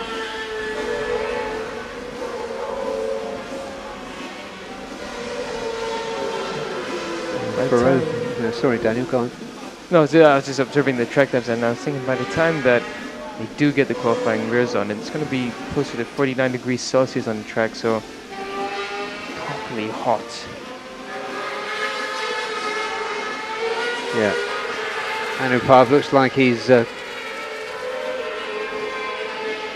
taking a break just before the halfway stage in this session. Tamat Longpreau, there's a rider who observably has been stepping up this season. Saw flashes of brilliance in 2025. We're seeing a much more consistent, determined rider for Honda Racing Thailand. Just behind him is his teammate Kitsadar Tanachot. Let me remind myself, I think we saw Kitsadar go well here last year. He was 4th in race 1 and 2nd in race 2. So he outshone his teammate here last year. What can he do this time? Yes, player Kitsada enjoys it around here. Kitsada is another one with the talent. He just needs to find that rhythm that Tanat's starting to find now as well. Yeah, we're getting used to this sight of them running in tandem.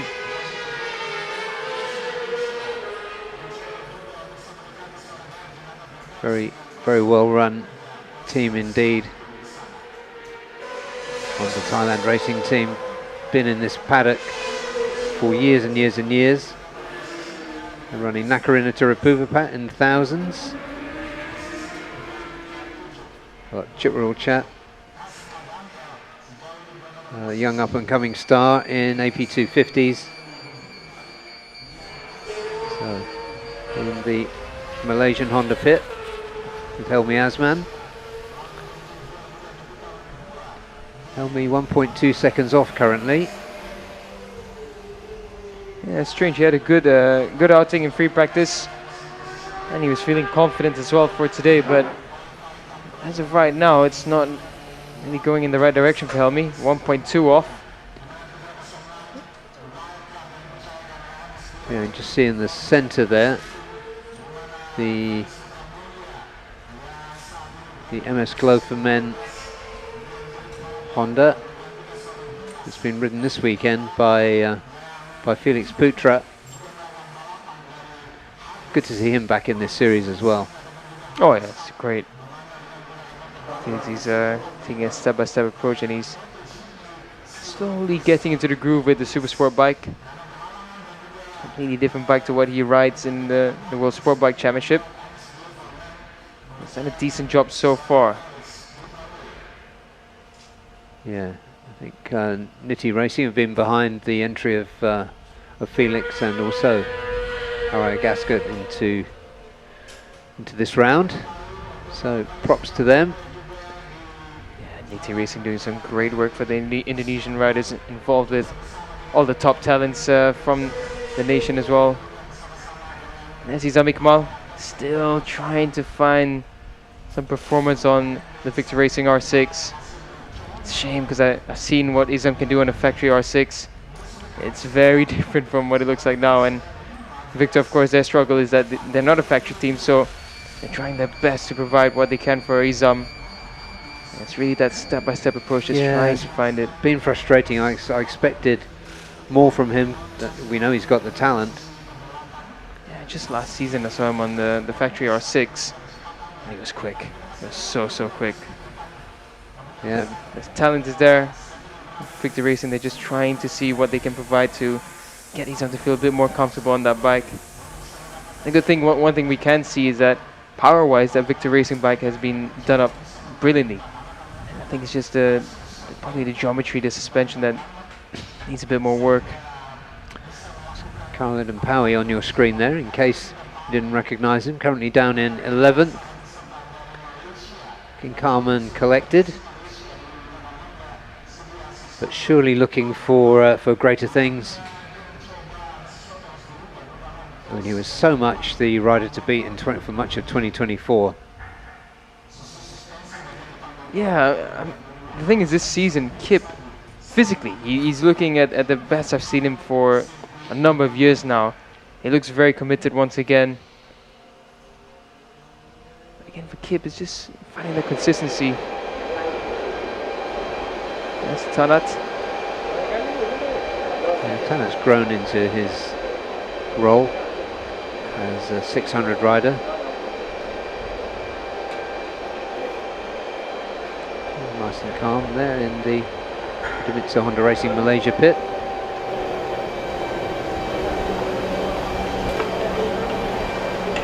They're just trying to figure out what they can do right now with the qualifying tire to sort of claw back at the gap that is right now. For Kip it's 1.8, for Helmi it's 1.2. Yeah, there's a lot of work going on on Helmi's bike just now.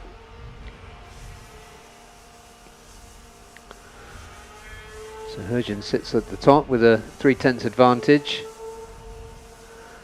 but that is on race tyres.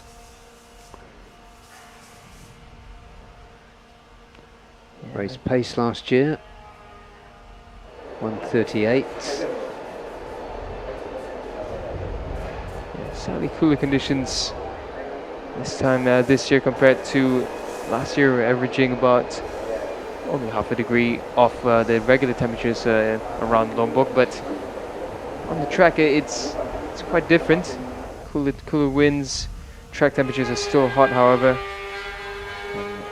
It is reaching now 48 degrees Celsius, so in a few minutes we'll have a bunch of riders coming out with the green qualifying rears for Lintas Fortuna Nusantara FIM Asia Road Racing Championship.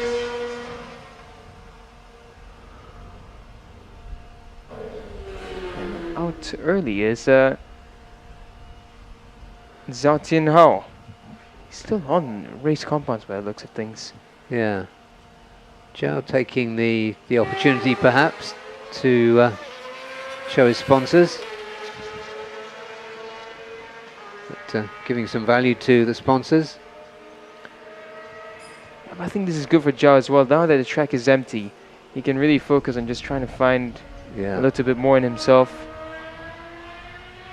I think it looks like he might be skipping on the qualifying tire, which I don't think is a bad idea for him. Just get a bit more data, get a bit more feel into the bike. Because I mean, yeah, sure, a qualifying tire would pull him up maybe by a second, but The most important thing for him is to just find a bit more rhythm.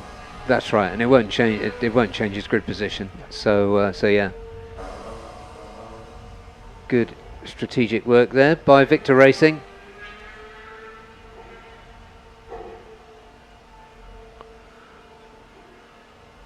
Kasma there. This green helmet getting ready to head out in a bit. Love that design on his helmet. Yeah, we're really seeing some good designs. I think Aslan Shah set the standard for helmet design, and it's just created keeping up with the Joneses kind of competition ever since then. And it's a treat for the eyes.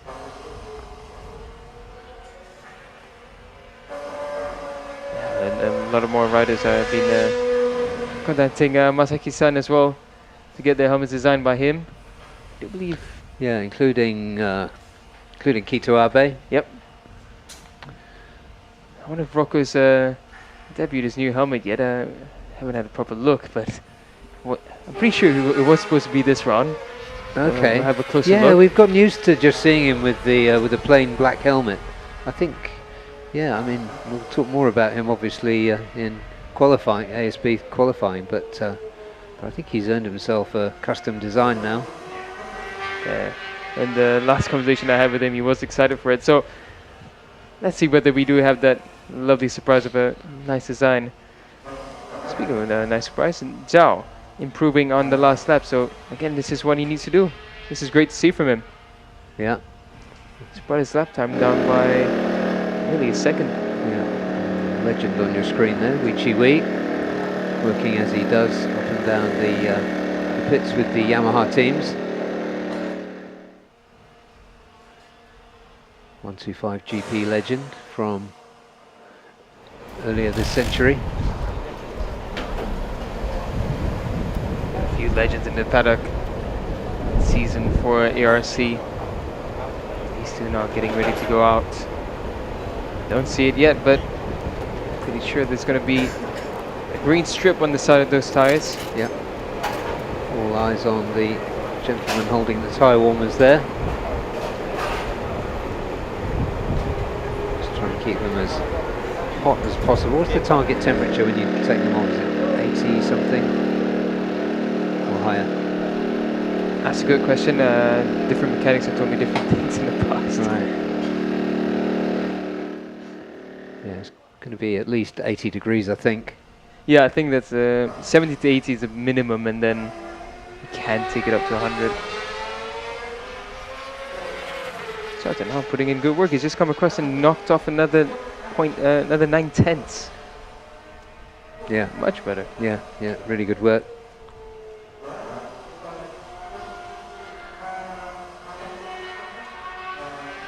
Okay, so we're just looking here at the Dunlop Sport Max, which is the tyre brand here.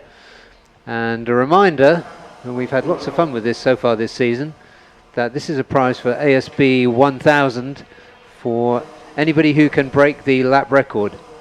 And the lap record here at Mandalika was set by Markus Reiterberger in 2023, I think, with 134.619. And that is going to be quite a tough one to beat, I think. Yeah, we've had 35s, the higher 35s this weekend so far. 34, that's a big ask. But the incentive is there. It's a 1 million yen prize. Hafiz has had 2 million yen delivered already. Yes, he has. There we go. Green tires are on. Big group just came out. These two don't want to be with the group. Running as a duo. Well, looks like a trio now because Hurjun's with them. So I think that was calculated. You know, Hurjun is the man to beat on the race tires after qualifying. So let's see, these three Hondas running together. And the large group of riders now on our screens. Kasma just behind Felix. Nugroho has managed to escape away from the group. Izam just trying to keep up there at the back. That's pop. So this is where it gets serious. 6.5 minutes to the checkered flag for this 30-minute session. And most of the top runners and riders out together. So this is going to be fun. Ercan sits at the top with 137.192. Let's see what they can do with the qualifying tyres now. One out lap, as we were saying earlier, then they've got 3. We've got enough time. 3 flying laps and then 1 in lap. There is Wahyu Nugroho, pole position last year for the Indonesian rider.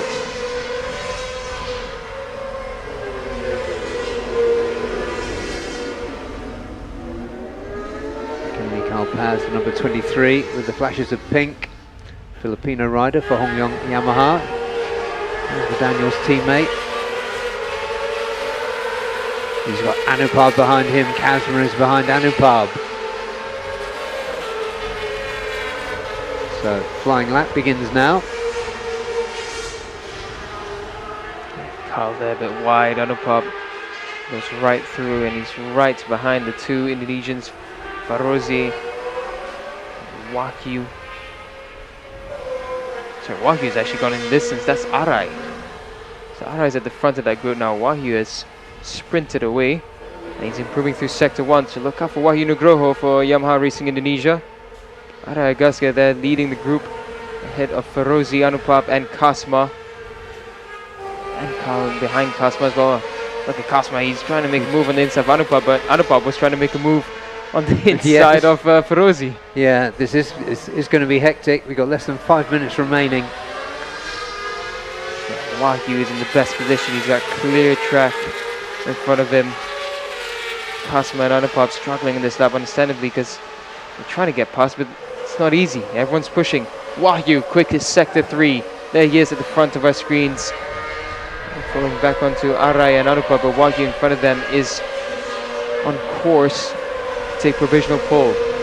First time on Supersport 600 qualifying tyres for Arai Agaska. Perhaps worth keeping in mind.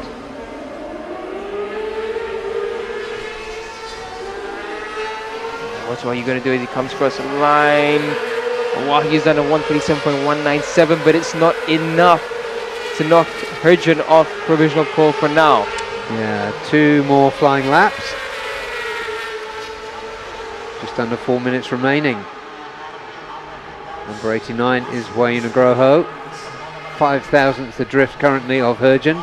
Ercan's time set on race tyres.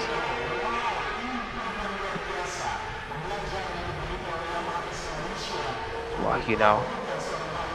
Wahyu pushing on sector 1. It's not being quicker for Wahyu. Looks like he made a slight error into turn 1 and 2. So Wahyu's going to have to hope for a really good sector 2, 3 and 4, or scramble in the next lap. Shout out to Zhao Jianhao. He's away from the qualifying tyres for a bit.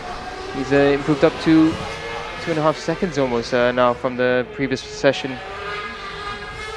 So Wahyu sector 2, quickest sector 2, but that sector 1's is holding him back ever so slightly. Ercan, Tanat and Kitsada have been running as a trio somewhere behind this group, but they haven't been improving. Yeah, I would say at the moment Wahyu's looking good. I would say slight error would have slowed him down, but he's got 1 more flying lap.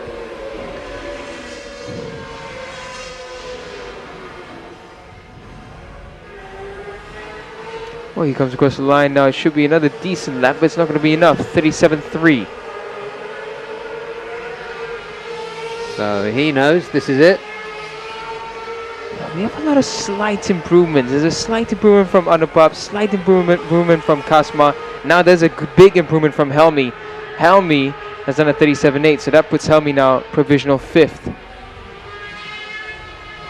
But Kip Kitsada and Tana, it's not gone quite the right direction. Felix closes the gap down to just 2 seconds. Izam 2.3. So good work from Felix and Izam there. Kasma's now on the move. Kasma is improving through sector 1. It's a good sector 1 as well from Kasma, 27.6. Kasma's on a really hot lap. Ercan there goes on the inside of Kitsada. Ercan only improving through sector 3, so he has 1 more flying lap. Cosmo's on a really hot one. Cosmo's just gone really quick through sector 2.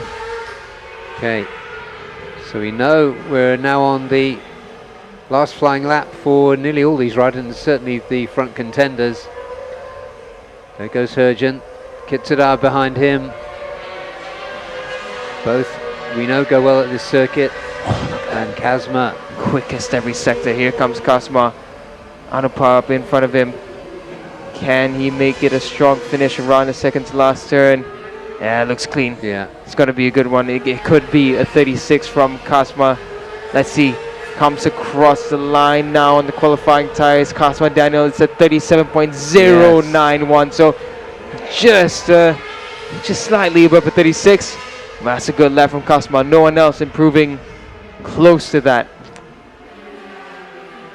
Yeah, and that's 3 flying laps now, I think. Yeah, that should be because Wahyu we saw beginning is last flying lap, so it's Wahyu now. Yeah, they pretty much all came out together, so yeah. Yeah, looks like qualifying done. Yeah. Celebrations there. Okay, so he pips Hergen's time, which was on race tyres, by a 10th. So that bodes well for Hergen, doesn't it? It does. Hergen finding the pace in qualifying. Cosmo, this is what he needs as well. He needs a strong round here at the Terminal Mandalika circuit. Really nothing between Hergen and Wahyu. 5 thousandths of a second. Okay, here comes some Hondas. Yeah, Hergen on that lap, he must have made a mistake somewhere because that was a 39.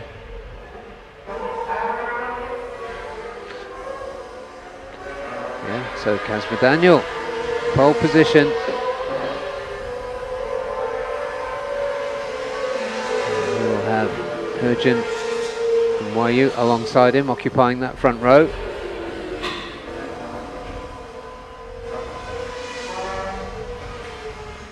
Nicely judged by the Malaysian Championship leader. And good performances from Kazma last year too. Third in race 2. But our pole man this afternoon is Daniel Kazmayuddin for Hongleong Yamaha Racing. 137.091. 137.192 was the best time for Hergen Atner Firdaus, set on race tyres. Then it was Wahyu Nugroho on qualifying tyres, just 5 thousandths of a second slower. Then Anupar Samoon third in the championship, just a few points behind. 137.226 for the Yamaha Thailand rider. Helmi Asman came up for Indomitsu Honda Racing Malaysia into 5th, 6th for Ozi Torokatula, Yamaha Racing Indonesia. Then it was Kazma's teammate McKinley Carl Paz. Qualifying 9th, Araya Gaska, 138.14 for the local hero. Then it was Kitsudar Tanachot for Honda Racing Thailand. Then Karalidin Pawi, 11th for him for Indomitsu Honda Racing Malaysia. Felix Putra Mulia, the replacement rider for Dimas Eki.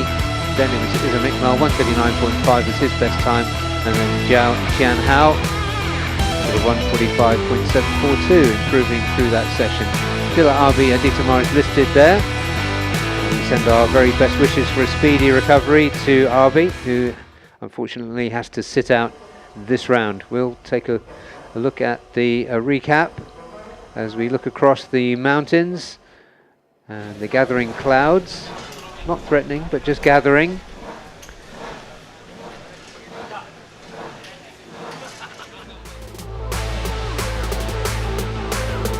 So we got underway quickly, all the riders staying on race tyres. McKinney Carl Paz there, number 23 for Hongleong Yamaha Racing. So as Hergen Atner had a good session all the way through, at or near the top. There he is, chasing Kyle. Anupar Samoon at or close to the top of the timing screens for most of that session too. Kazma always staying within reach. Early on in the session, Aragasca performed well. Later on, probably riding on the qualifying rear tyre would have been a bit of a challenge for him.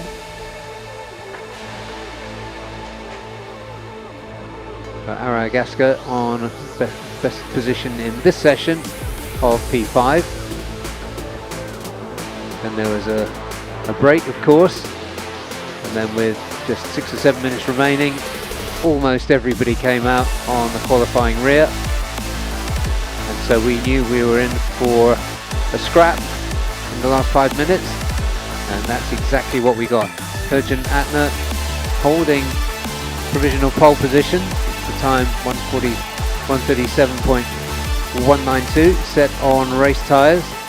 That was Kitsadar, who put himself on the podium here last year. Herjan looking really good pace. As the seconds tick down, Kazma Daniel was on a very, very hot lap indeed. And he stopped the clock at 137.091 to take pole position away from Herjan. And then it was Wayne Agroho, pole position last year for the now 23-year-old Indonesian, but Kazma, Herjan and Wayu will occupy the front row. Daniel is down in pit lane with Kazma Daniel, and so let's hear from him now.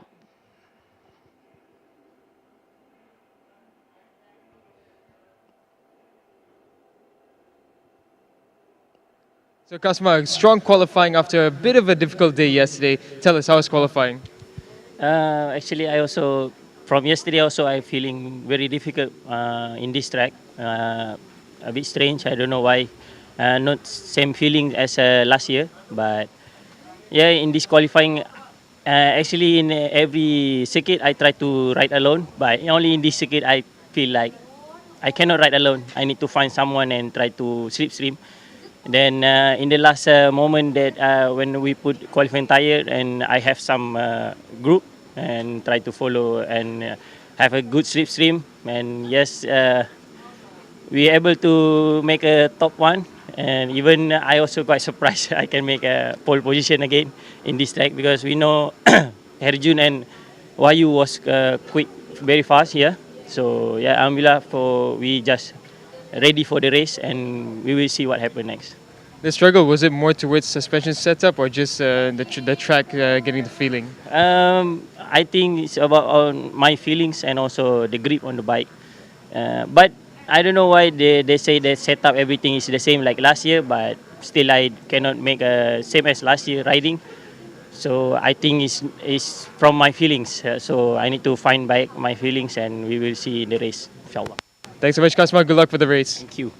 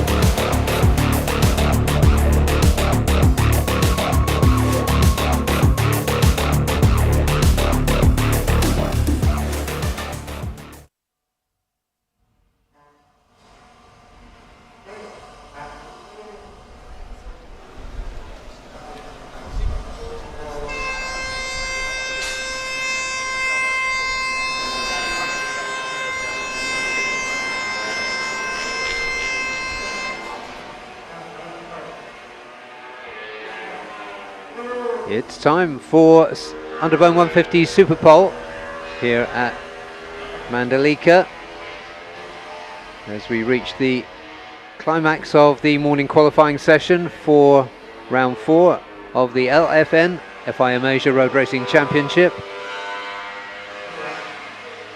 We're just looking there at the Zia LFN machine of Gupita Krishna, the number 73. Shafiq Rasol on our screens now on the Cardinals Yamaha. So the rules here, just to remind you, that the top 10 from qualifying 2 are in this session and they go in reverse order. So the 10th quickest goes first, they do a warm-up lap, then an attack lap and a slowdown lap, and they go off at 20-second intervals in 2 groups of 5. This is the first 5, so the riders who are placed 6th to 10th this morning.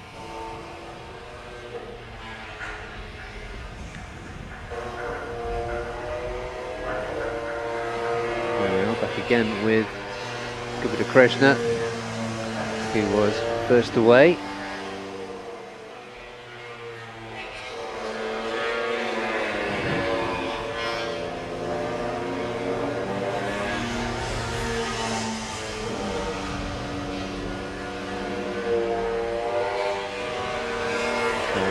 Gupita.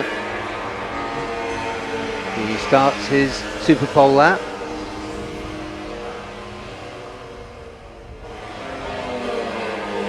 Approximately 20 seconds behind. Darwish will come across for Uzi Asia Racing Team.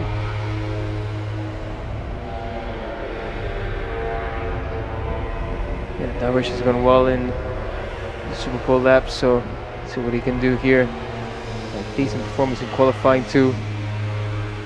Next is Shafiq Rasol. Good job from Cardinals this weekend.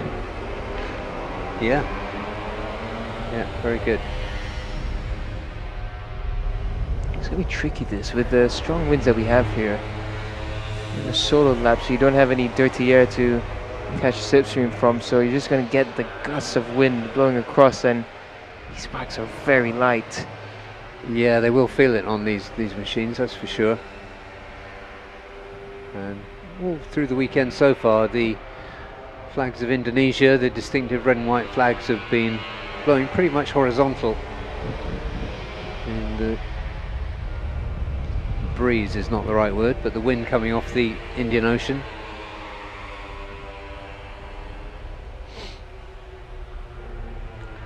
Gupita now still looking good.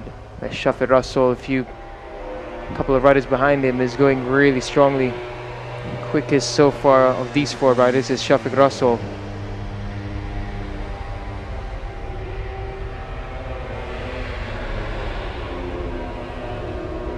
Also a former,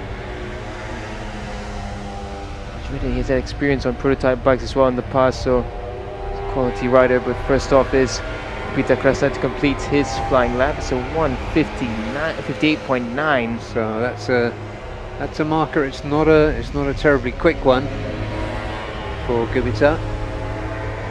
Darwish now, it doesn't look like he's going any quicker either. So actually it is quicker. 9/10 quicker. Darwish at 58.0, but Shafiq Rasol is gonna really set a good benchmark now. He comes across the line with a 57.380. Right, so as you would expect, the time's tumbling a little bit.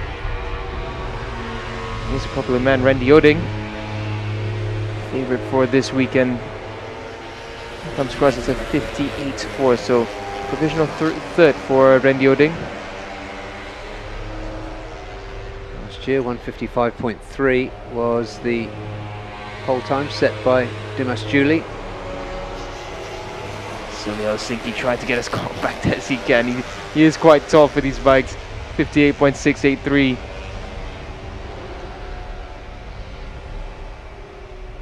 Great character, Silmi, and a good conversation with him on Thursday, sorry. Mm-hmm. Nice guy, he looks really motivated.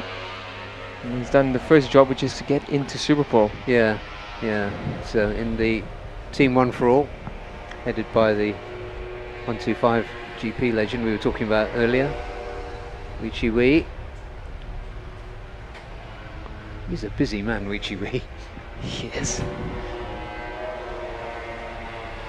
The busy man who has delivered great results for his riders as well and helped them to feel more and more comfortable. Seen it with Rocco, seeing it with Pirapong as well.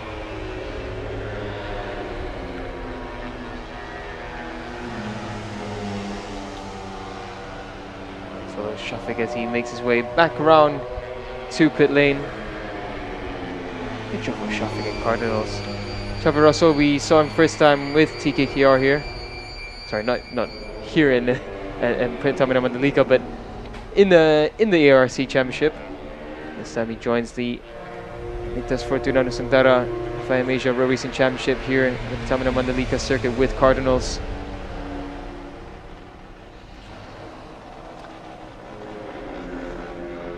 So that's the first 5 done. There is a short break for the second 5, who are the fastest 5 from this morning, before they come out and repeat the process, going out at 20-second intervals. Nictas Fortuna Nusantara, that's the full name of LFN, the title sponsor for this weekend.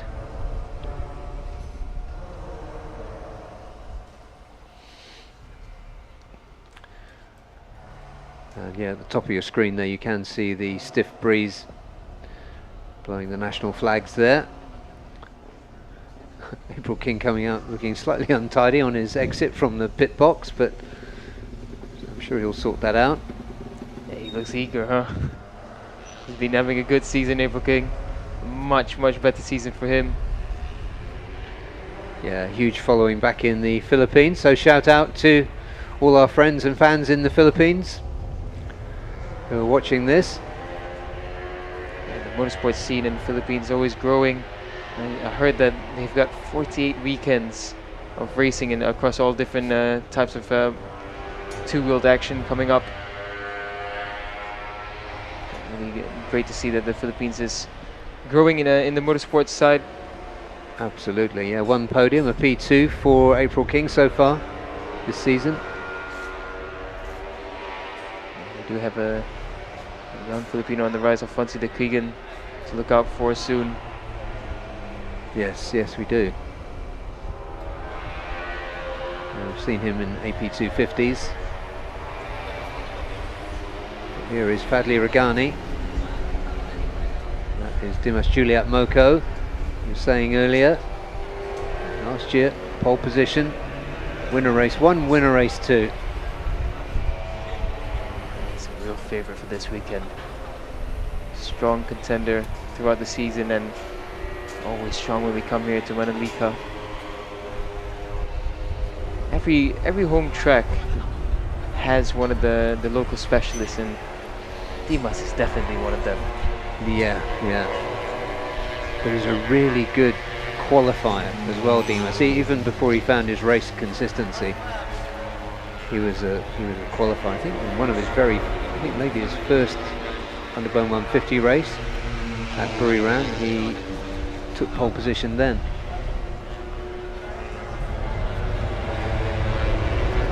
Stay there with April King. April just hit the rev limiter down the exit, so that's going to disrupt his rhythm into turn 1 now.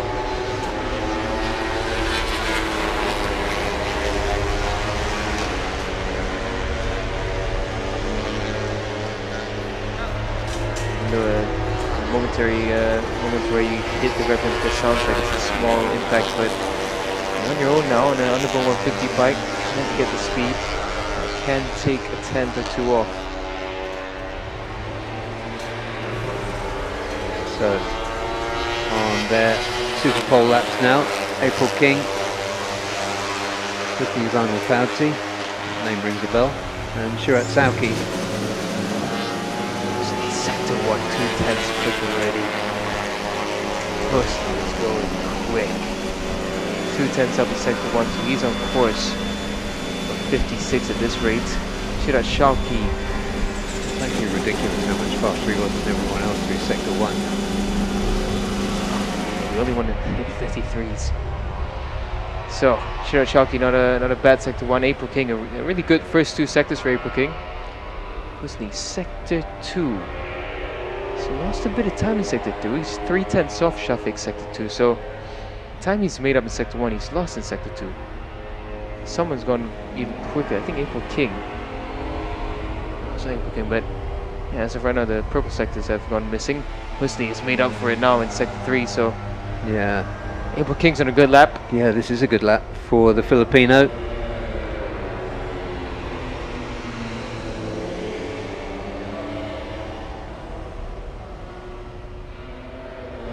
So, turn 17 for April King. Head down, pin it. Third, so not bad for April King. 58.2, but here comes the defending champion, Husni Zainal Fauzi, the current championship leader, across the line. 56.875 for Husni Zainal Fauzi. Half a second faster. Yeah. Absolute killer lap, because that was a decent lap from April King, but 1.4 faster was this one, the 1:43. Defending champion and championship leader Husni Zainal Fauzi. Hold on, because I think my calculations are right. Dimas is about to spoil that party. Here comes Dimas Julia Moko across the line. It's a 56.9. Oh, Yeah. Oh. He just lost time in sector 3 and a bit more in sector 4 compared to Husni. That was close. 67 thousandths was the difference between the time of Husni Zainal Fauzi and Dimas Juliet Moko, who doesn't get his perfect pole position as he did last year. And very decent performance, very decent lap from Shafiq Rasol. Fadli, Shirat, Darwish, April King, Rendi Oding, Sumi Helsinki and Gupita Krishna. They are your first 10 starters this afternoon.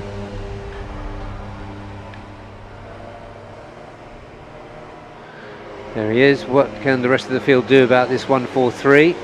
He's had 2 wins this season, which is low by his standards, but still a healthy lead in the championship. 1:56.875 was his Super Pole lap time, and then it was Dimas Juliet Moko getting bumped to second position. Front row start for him for HGS Youngstar Kawahara Race Tech 60, and then was Shafiq Rasol for Aeon Credit, J2K, Synergis Cardinals, Fadli Regani for Yamaha LFN HP969 Indonesia Racing Team, Shirat Sauki also Yamaha LFN was 5th.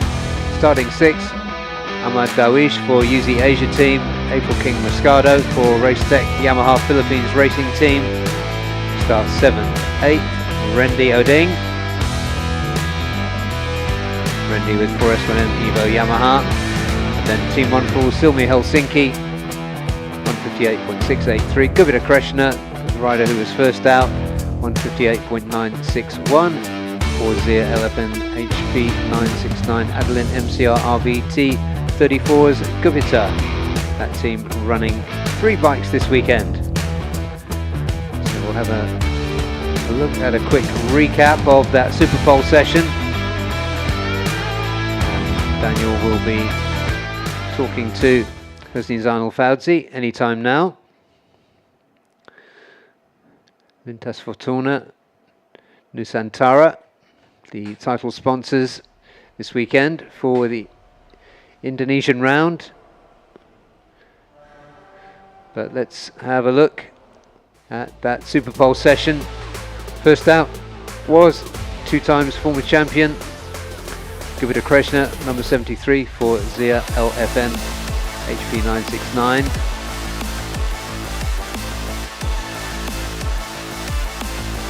So it's a steady lap for Gupita. It wouldn't be enough to propel him to the first 2 rows of the grid. And then Darwish came out shortly after him.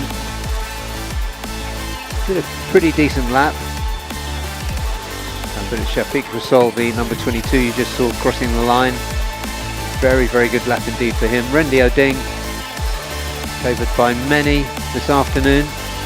And then in an underbone 150 race, especially here at Mandalika, anything can happen. Here is the pride of the Philippines, April King Moscado. He came out and did a very, very decent lap indeed. But Hosni Zainal Fauzi did an absolutely incredible Sector 1. Shurat Sauki, fourth in the championship. In the mix again. He would end up fifth.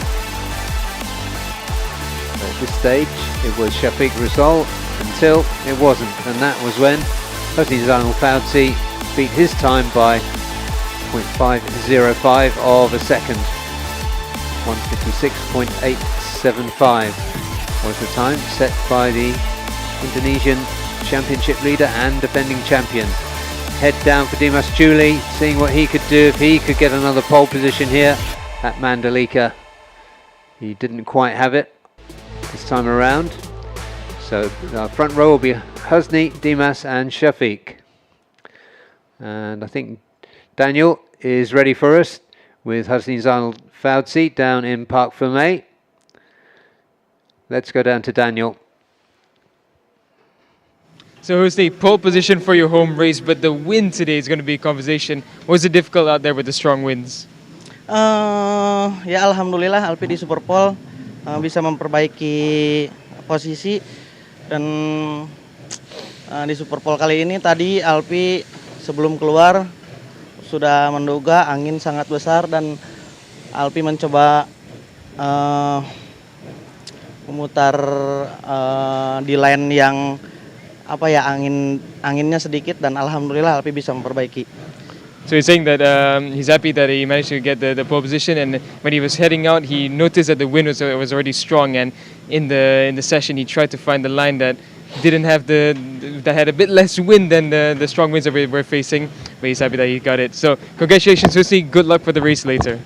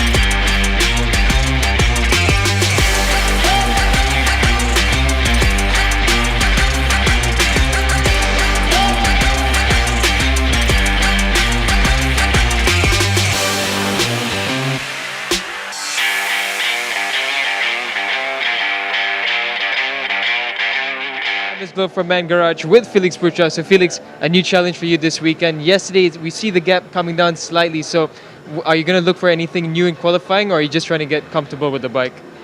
Yeah, for yesterday, from FP1 to FP3, we keep improving the lap time and the setup also, but we still need more to improve with bike. Yeah, for today qualifying, we already changed a little bit the setup, and yeah, let's see in the qualifying this morning. So from sport bike to super sport, has it been a big change? Is it tough to adapt, or is it quite similar? It's quite similar because yeah, the speed similar. Yeah. Thank you so much. Good luck for qualifying and race today. Okay. Thank you.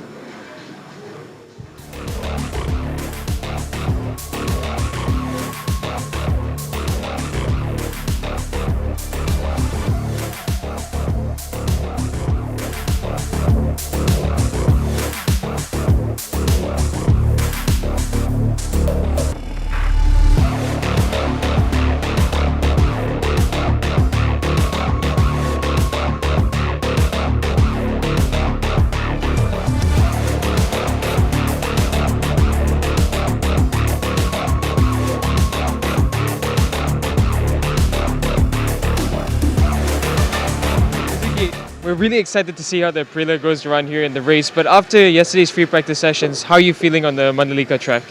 Yeah, the track is quite nice. Obviously, the weather is so much nicer than Japan right now. It's quite comfortable. And then about the bike, actually we have the test in Japan for some adjustment for the clutch, and then that works well in this truck. So I think the combination of the chassis wise is quite a good combination with the truck, this bike.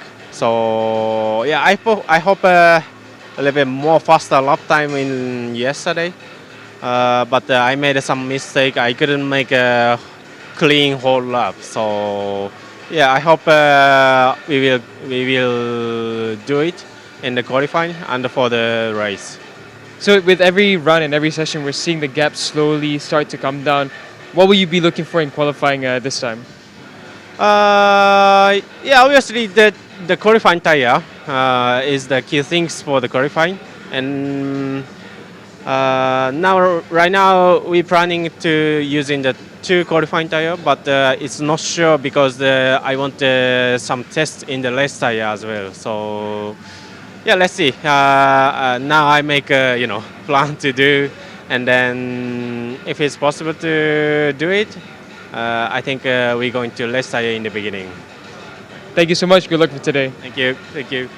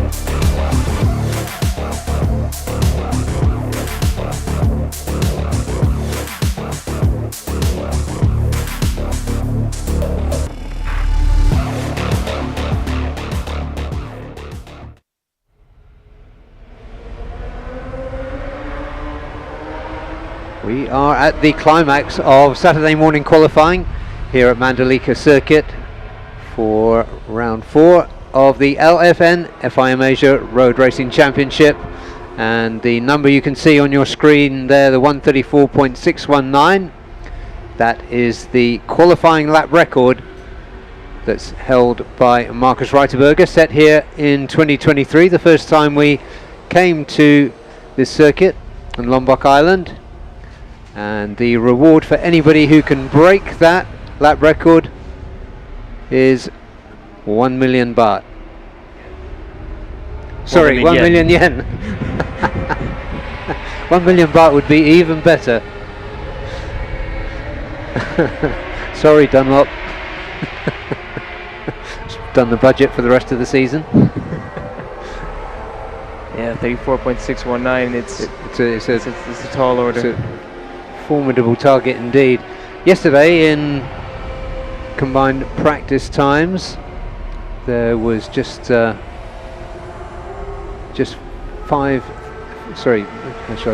hundredths, less than 5 hundredths of a second between the top 3. Nakarin and Turapuvapat for Honda Racing Thailand, Kito Abe for SDG Hark Pro, and Hafiz Shirin for JDT Racing Team. So really nothing to choose between them on one lap times. In terms of pace, you'd have to say that Kito and Hafiz probably were more consistent through those sessions, Daniel.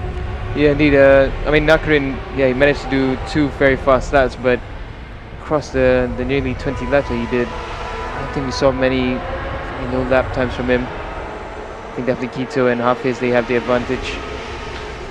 Yeah, we're looking there at the Swift Road BMW of Lachlan Epis. Kazuki keeping him busy there. Yeah. Aprilia. Team Totoro Aprilia with Kazuki, he told me that he might only use one qualifying tire just to get in a bit more data. Yeah, he's chosen not to yet, unless he's just going to run double session on qualifying rears. Not saying that he only tried at the end, and his main thing is just to get that race set up and find the improvements they need, and he's doing well. And this lap behind Lachlan Epis is Anthony West trying to stick with the Aprilia as well. Yeah, not much time on track yesterday for the Australian legend Anthony West. Good to see him back. He's hasn't participated for the whole season because of injury. Not here on my dad, but in the Australian Superbike Championship, interrupted by injury. But it's good to see him here, especially as this is a track where Yamaha will be at less of a speed advantage. Anthony West on a 37.3. That's decent from Anthony West on his first flying lap. Yeah. Oh, Azra is on the qualifying rears immediately, so Azra wasting no time at all. Yeah, that's really interesting. Now, will he do the double and focus on race setup, or will he bookend the session? 40 minutes for the ASB 1000s. We're just less than 5 minutes into that, so lots of things can happen. With the rear tire biting, 37.088. That's not going to be enough. No. Zakwanzari comes across with a 36.9. Adinanta Putra 36.605. Is Adinanta on the qualifying rear? Let's take a look. It's a decent lap for Adinanta Putra. Let's really see whether we can get any indication of whether it is a qualifying rear. There's the group behind. Nakarin, Adinanta, and Zakwan and Kito. Yeah. So Adinanta is on the qualifying rear. I don't think I saw a green strip on Kito's tire there. But Kito's in second, 36.7. Oh, look at the wobble as Kito comes up behind Zakwan Zaidi. He jumps back in front to Azroy there seamlessly. Yeah. Azroy in his second flying lap. Yeah, so Azroy nicely positioned out on his own. Azroy is improving. Hafiz has just gone top, 36.059. It is on a normal race compound. See Kito Abe. Kito Abe is also on a normal race compound. So Adananta with the qualifying grid trying to find clear ground. Yeah, riding injured, the 22-year-old Indonesian, Adananta Putra, having had surgery on his clavicle, his collarbone.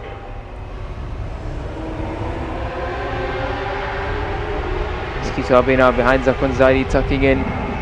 Kito 36.3 on that lap.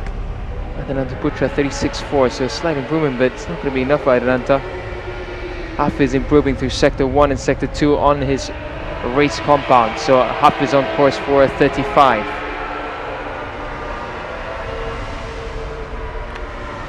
It is now. I'm showing you in this confirmation that is a normal Dunlop rear race tire. Look at the wobble out of there. Keeping it pinned is Avsharin. He goes into the second to last turn. It's a good lap. It's a really good lap from Avsharin. Track temps 53 degrees Celsius, air temperature 29 degrees Celsius. Avsharin's about to drop into the 135s. Again, huge wobble as he gets on the gas. 35.321. Oh, huge improvement for Avsharin. Yeah, that gives him a 9/10 advantage over Lachlan Epis, currently second. And you could see how hard he was pushing on that lap. Yeah, that was an attempt. By yawing around, and he just kept it absolutely pinned. Slow-mo replay, there's a second to last turn. Gets in there trying to get the bike in direction, and he... So difficult on a superbike, this turn. That's it, there he is, getting it turned on the apex. Andy and likes there's that. Andy Farid is there, how he appreciated that. Yeah, he likes what he's seeing. Out unfortunately this weekend with a nasty injury to his right arm. Yeah, so we wish him a speedy recovery, although the nature of the injury says that isn't going to be too speedy. He's got Josh Waters in for him this weekend. The Australian Superbike champion, multiple Australian Superbike champion, and a former Suzuka 8-hour teammate of Hafiz Shirin.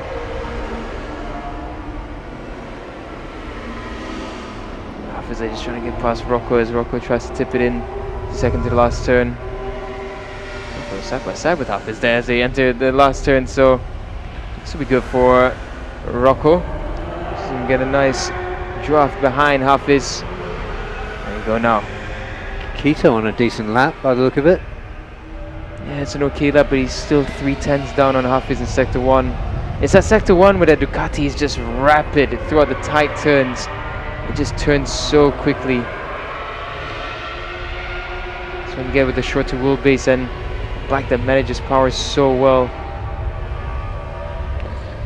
So Hafiz is within, what, 7/10 of the lap record on race tyres. Is he going to trouser another $1,000,000 yen? Looks like it. If we look at the timings now, it looks quite likely. It's very much a possibility for Hafiz. It's Kito Abe now. The cleanest of Sector 4 is for him to meander through, but a 36.055 still. Good improvement for Kito. Yeah, we saw this good pace for him yesterday. And they're not looking too happy with how the bike's feeling so far this morning. He was solid yesterday, really consistent pace all the way through.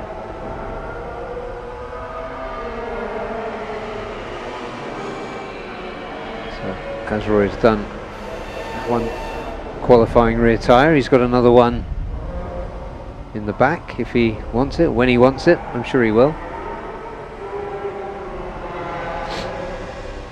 Here's a slow-mo replay of Kito Abe entering the second to last turn. You can see how long you have to hold that right hander for, and then just as you reach, turning at the apex, grab the throttle slightly, but with the thousands you have to manage that power so well, or else it's going to send you flying. Still hanging off as you come around like that. It's almost slowing down to a stop, isn't it? Yeah. At that apex. Kito still putting in the laps, as he always does. So Kito, in his fastest sector 1, he was a 10th off Hafiz. Sector 2, he was actually quicker, and it's sector 3 and sector 4 where Hafiz makes up a lot of time. Yeah, so Kito pits. So we'll be looking at his rear tyre the next time he comes out. Only 10 minutes or 11 minutes into this 40-minute qualifying session.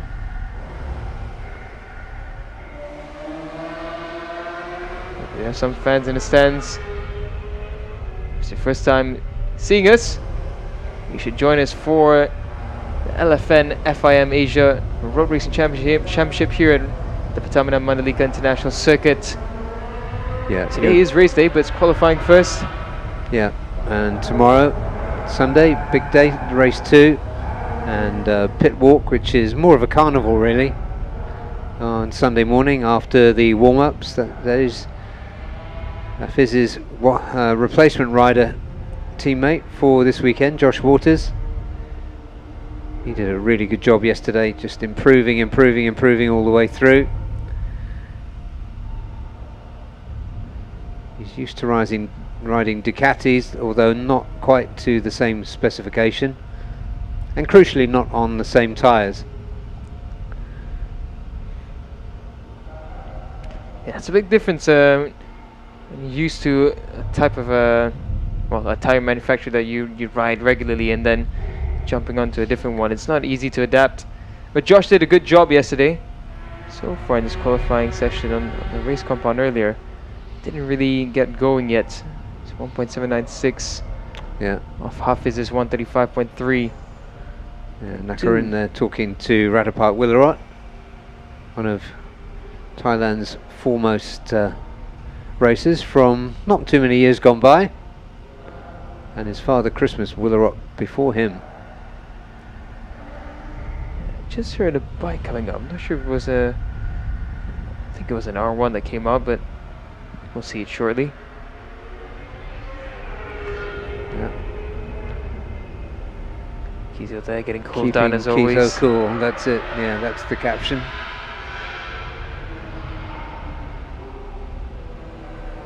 Yeah. I mean, he actually is pretty cool, despite what he does with that Honda.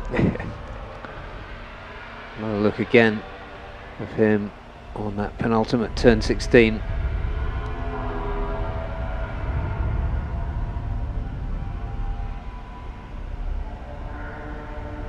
And yeah, just to the point where he starts to pick it up again. You can hear a bunch more bikes starting to come out of pit lane, so it should be most of them heading on to their qualifying rubbers. That looks like it might be Rocco Sessler heading on. Yeah, black helmet, mostly black bike. That must be 17-year-old Rocco Sessler, the German who had a really good day yesterday. Solid in all the sessions, but really turned on the speed in practice 3, ending up 4th quickest on combined times, 136.3 his best time. That is Lachlan Effis, Swift Grow, BMW. He scored a podium here, his first podium. He'll be looking to repeat that if he possibly can. Sharp new haircut for the Australian. Indeed. I think he can be quite happy with what he's done so far. He's in P3. Is that a track that he enjoys? Oh, someone's gone down already. Which one is Rocco? Is that Rocco? That looks like a BMW. Yeah, yes, 62. That's 62, not Rocco. No. It's that is Dr. Mike Chanching Rong. He's walking away from that, so that's good to see. But it does mean qualifying's done for the chiropractor. Oh, that's a fast crash into the second to last turn. Oh. That. Yeah, you're over on the right side, trail braking. It's yeah, how to mess up a perfectly good BMW. Yeah, that's 200 plus kilometers per hour going into there. That's good to see him walking away from that, because that is a big crash. That BMW, that's going to take some work. Yeah, it's gonna take a while to polish that out. That's Rocco Sessler, and he is on the qualifying rear tire. So let's see what the number 15 can do. Around turn 1, 2, 3, and into turn 4 goes Rocco. What's sector 1 looking like? Best lap so far, 136.7. Across the sector 1, it's decent from Rocco. He's in the lower 27s. There's a green inevitably on the back of Macarin's Honda. Rocco's through sector 1 is actually pretty impressive. It's not far off what Quito's been doing, so let's see. That is Fami. Joe Rocco's Francis. gone quickest in sector 2. That's quicker than Hafiz or Quito on the qualifying tires this time for Rocco. They were on the race compounds. But that's a good lap coming in from Rocco. There's Quito, confirmed, hard front, qualifying rear.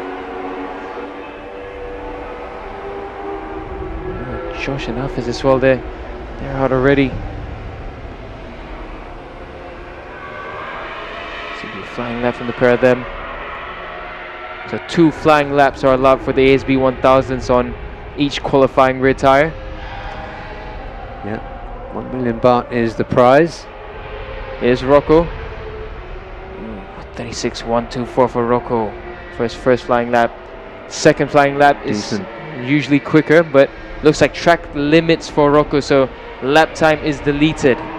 Right, so this is it for him on this tire. He'll get 1 more. Last flying lap for Rocco Sessler. Josh there getting his first taste of the qualifying rear. Josh improving decently through sectors 1 and 2. Hafiz very similar to his previous best sectors 1 and 2. Improvements in sector 2, however. Where the better in sector 2 was Rocco Sessler. Oh, Rocco's done a rapid sector 1, similar to Hafiz's sector 1. Oh, big moment there for Josh Waters. That was nearly a massive high side.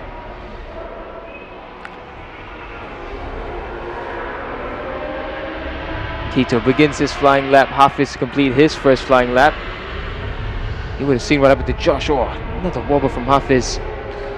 Yeah, that bike moving around a lot on race tires too. You can see it here.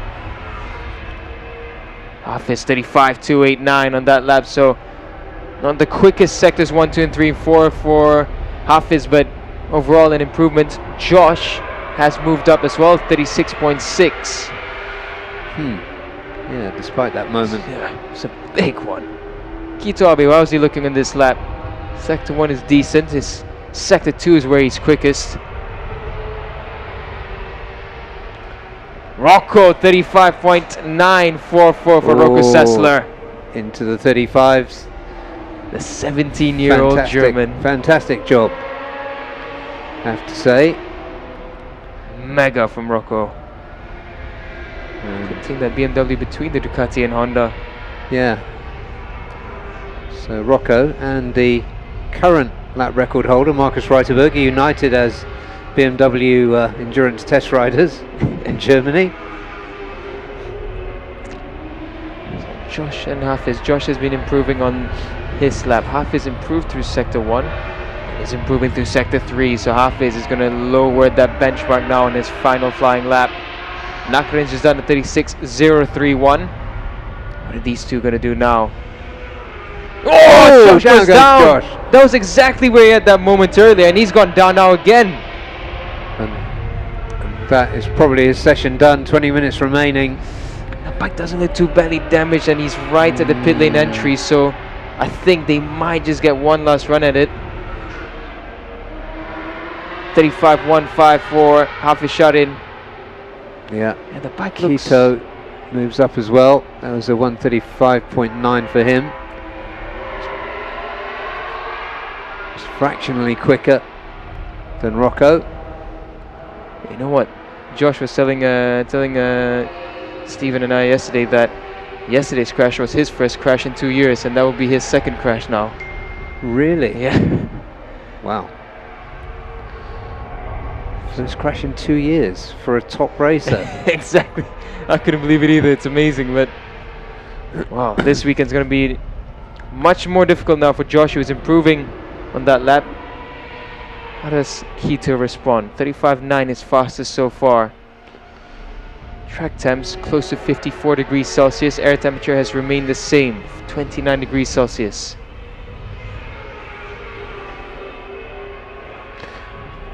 Yeah, for this time of day, that's probably a pretty normal track temperature here at Mandalika. And the last and the sector times are showing up on there for Keto, but sector 2 and 3 have been quick, but not too impressive. Well, 35.6. There's a 35.6 from Keto, so good one from Keto. He's going to need to dig a little bit deeper now on the second set.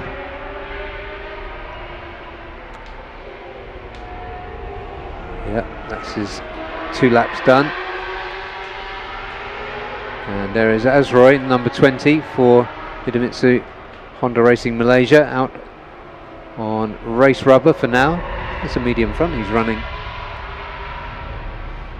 Yeah, I think Azroy looking to try the gamble of doing what the others aren't doing.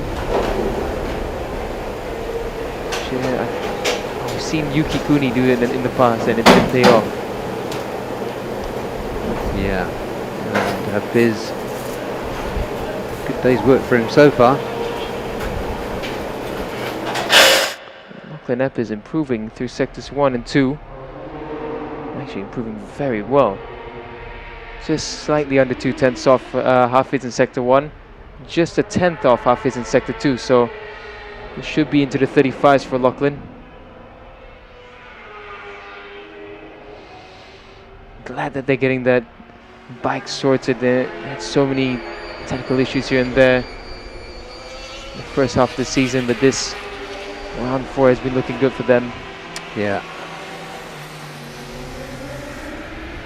It's a wide sweeping entry Lachlan took there. Let's see how that did for him. Nice exit to, oh, Lachlan goes second. 35.560 for Lachlan Eppes. Yeah, well, he does like this circuit, we know. Yeah, SDG, looks like they're getting ready to go as quick as they can. More of the mind games starting now. JDT's pit is just 2 pits behind them. Oh! Azroy's down. Where is the bike, and is it big damage? Fast crash. Yeah, it's out of the way, but the marshals haven't reached it yet. Yeah, that's likely Azroy done. I think he knows. I think he's a long way around from where the pits are. It looks like he's probably around sector 2. Yeah, it's funny, on the tracker I'm looking at here, he's still going. Yeah, the tracker, because it doesn't, once he crosses the sector, it just keeps going. Different system we're using here. So yeah, that would be a sector 3. That's fast. That's a really fast crash for Azroy. Glad to see him walking away from that.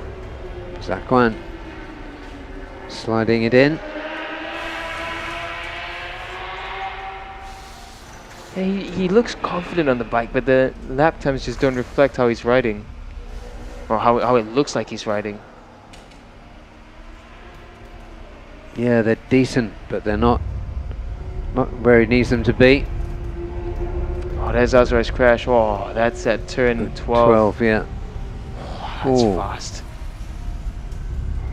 Well, the good thing is the bike slid on its side and didn't flip over, and the good thing is Azroy as well just stood up. Slid, yeah, normally.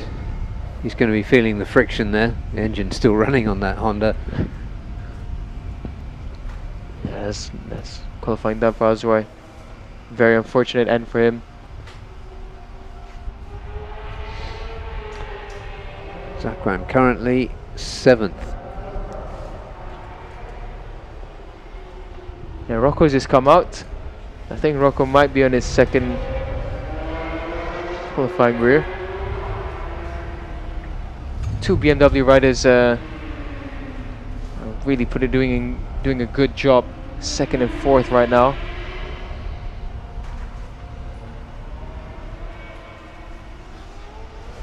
One BMW from Lachlan Epis and from the 44th racing team, Rocco Sessler.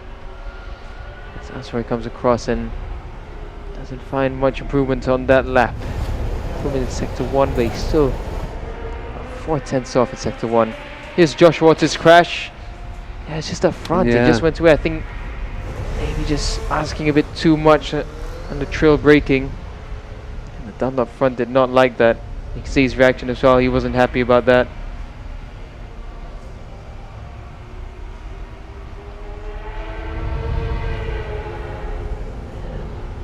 Yeah. Unfortunate. Good camera work, but not so great for Josh's qualifying. The main thing is he's up.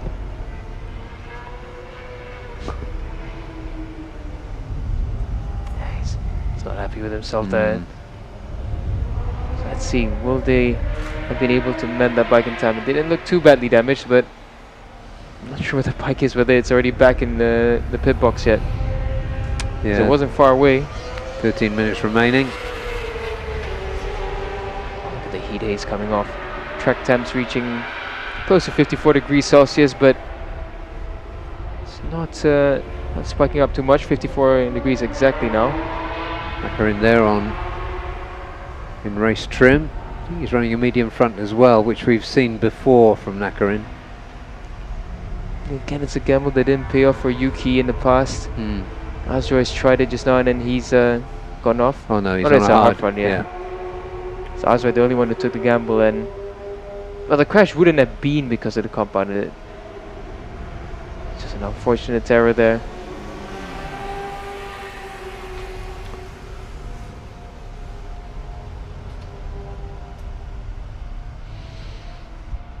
So Nakarin comes around. This is definitely just for him to find a bit more race setup. This is his out lap actually, so he won't have enough time to do a second set of qualifying rears. No, he won't. So this is interesting. He's sitting down in P5 currently.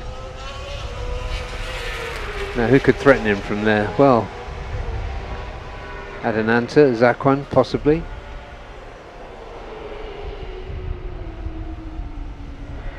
I think they're trying to focus on the race pace, trying to find consistency with the lap that he set late on in free practice 3 yesterday. Yeah, and for... Oh, look at that drone shot. Oh, beautiful. Fantastic. That's turn 10, you can see in the middle of your screen there. You can see how close it is to the beach and the ocean beyond it. Absolutely beautiful location. One of a kind, this track. And there is Kito Abe, who should be on his second qualifying rear, and he is. Yeah. So, can Kito Abe first of all respond to Lachlan Nepis and then claw his way into that very low 35? Yeah, once again, he's got 2 flying laps. Just under 11 minutes remaining. Helmet on for Hafiz too. Yeah, no qualifying duel this time between Kito and Hafiz. No, no. It's worth looking back on that one from last year, last year's qualifying session. Real game of cat and mouse. And no love lost on that occasion. I think mutual respect has grown since then. Indeed. There is Azra's bike. Yeah. Trying to get that fixed in time. That's going to be... Well, yeah, it doesn't look that badly damaged, so they might be able to just get him out for the last few minutes. Rocco's on a decent lap. Sector 1 was good. Sector 2 and 3 he has improved. So, Rocco might be on course for a slightly lower 35. His best was a 35.9. He's come across now with a 35.7. So Rocco improving on his first run on his second set of qualifying rear. Okay, one more lap to go. Is he back But up he's already? cruising, yeah. Don't know, that's really strange. Yeah, he's just come out and... Okay, well... Interesting choice from Rocco. I'm sure he knows that he only has 2 flying laps. Yeah. Yeah, it's emphasised everywhere. Riders briefing onwards.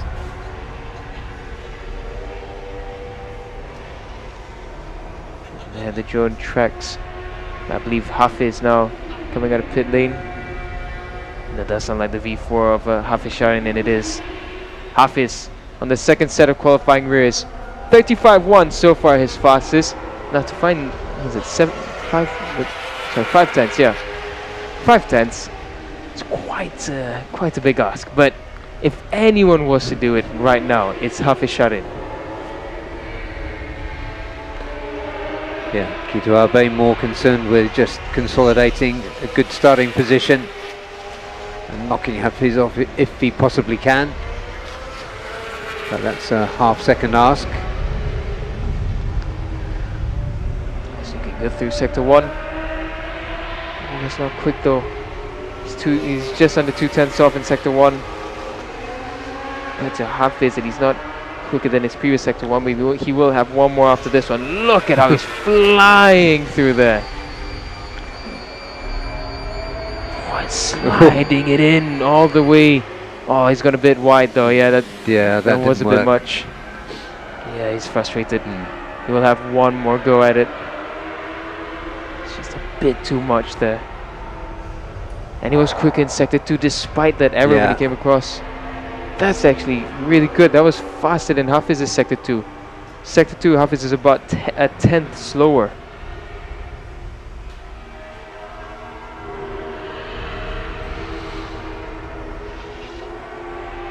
Seven minutes and a half remaining. I'm excited to see Lachlan Epis on his second run. Yeah, we've still got 7.5 minutes. That's quite a chunk of time. At 1 minute 35-ish lap times. This is the one to watch, however. Oh, a bit of an error there from Hafiz, but keeps it under control. So switch of direction, see slight upset. Sector 1, yeah, it's an okay sector 1, but it's not quicker than his best.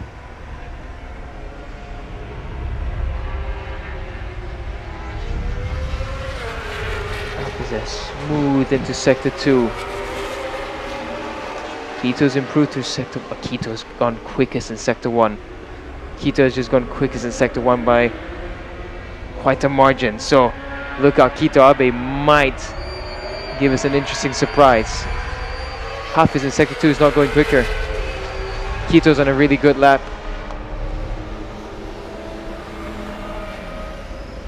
Hafiz now comes into the final sector. Sector 3 again.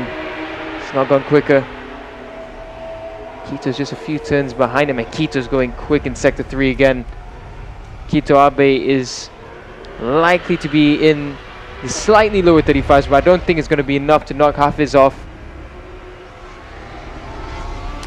And Hafiz is not doing enough. Yeah, not doing enough to threaten Marcus Reiterberger's time, which was set on a BMW. Oh, that he's pushing on. That's Lachlan Epis having a push lap here. Oh, Kito 35.391 from Kito Abe, but that was his second run. It's close. So he's done, and Lachlan is out there on a push lap. There he is, the number 83, Swift Grove BMW. Yeah, he must have made a mistake in sector 2 because it's much slower than his previous best. Oh. And it's a big wobble there for Lachlan Epis. So it will be the next lap. It's not going to be this lap for Lachlan. We've seen a lot of these wobbles today. Yeah. I'm just wondering because, as you mentioned earlier, we went for a run. The track is sticky. Is it that it's giving so much grip that the bike is getting grip where you want a bit of slip? Yeah. Too much slip, too much grip, not enough slip. Yeah. Yeah. So I see Lachlan on his second flying lap. As a runner, he's the closest to... Yeah, he's provisionally P3 starter, And Rocco backed off his second attack lap. Perhaps a rookie error. I mean, he's only 17, so we'll forgive him for that. Yeah. But as of right now, it's looking a great front row. The Ducati of Hafiz, the Honda of Quito, the BMW of Lachlan. Yeah, that's what we like. It's on the third lap from Hafiz, is it?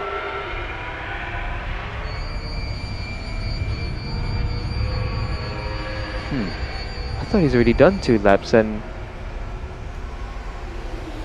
Yeah, I thought he had 2.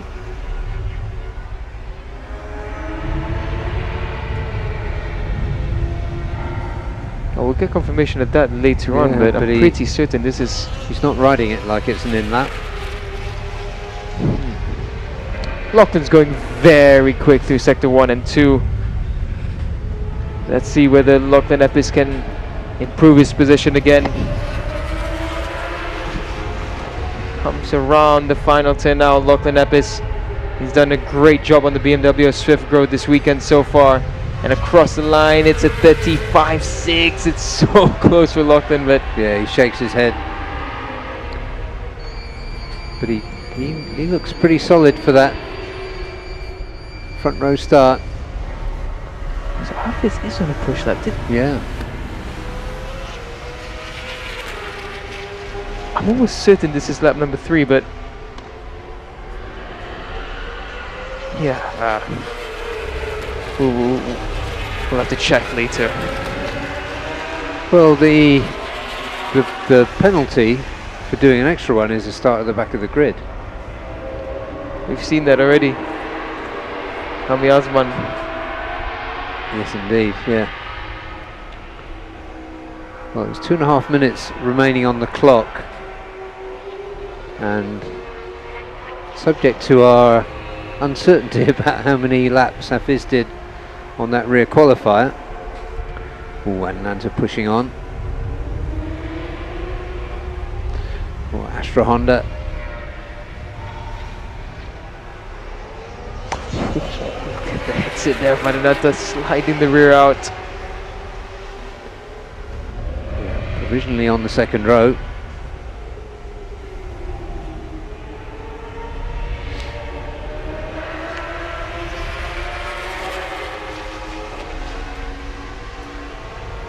Rookie season for Adananta, came so close last year, threatening the Supersport 600 title.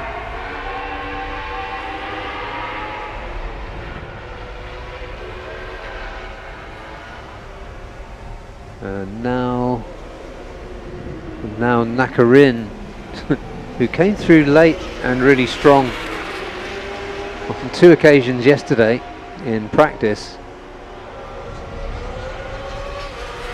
Looks like he's pushing 19.5. Yeah.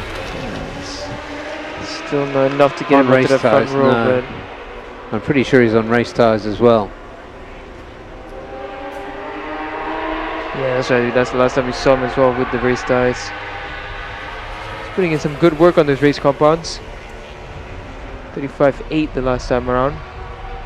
So he's looking for that rhythm. He's looking for that consistency.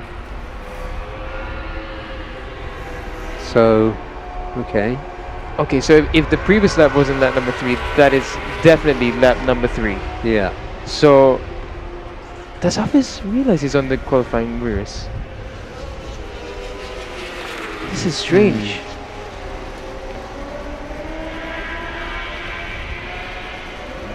Well, he's not pushing now, so I don't know. Miscalculation, perhaps? But this is gonna...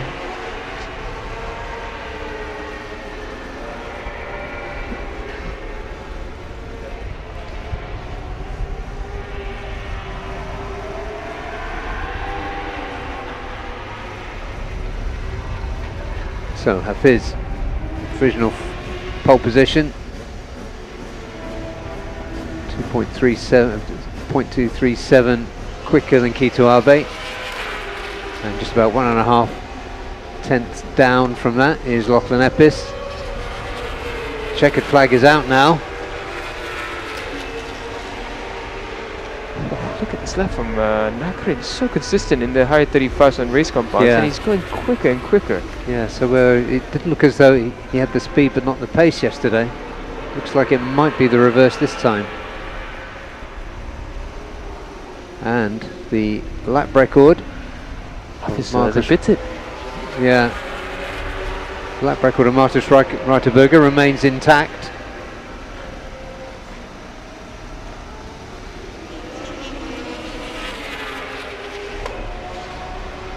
Okay.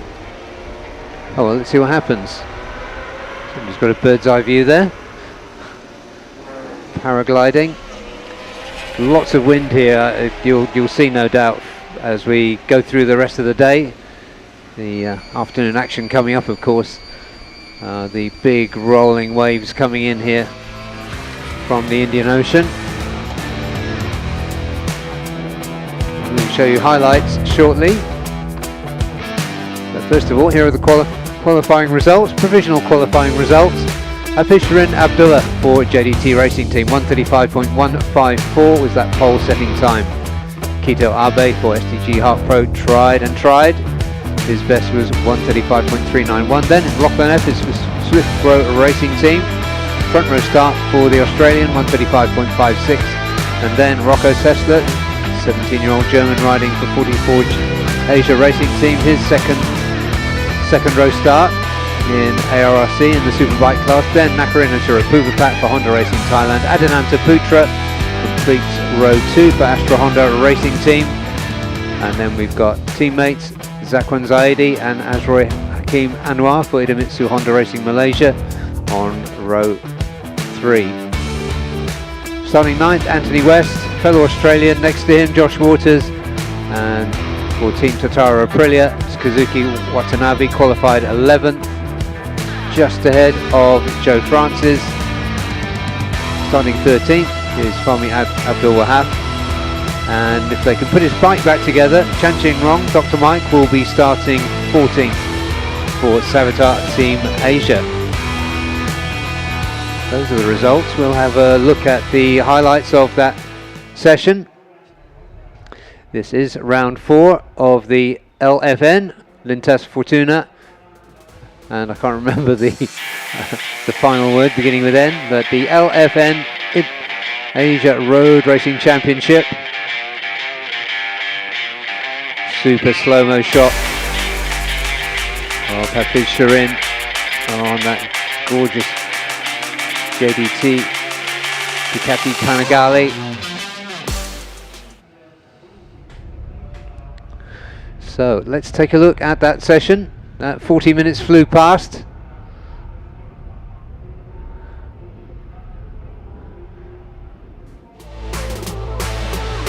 So out of pit lane came a group of Hondas, Nakarin, Zakwan, Adananta and Kito Abe.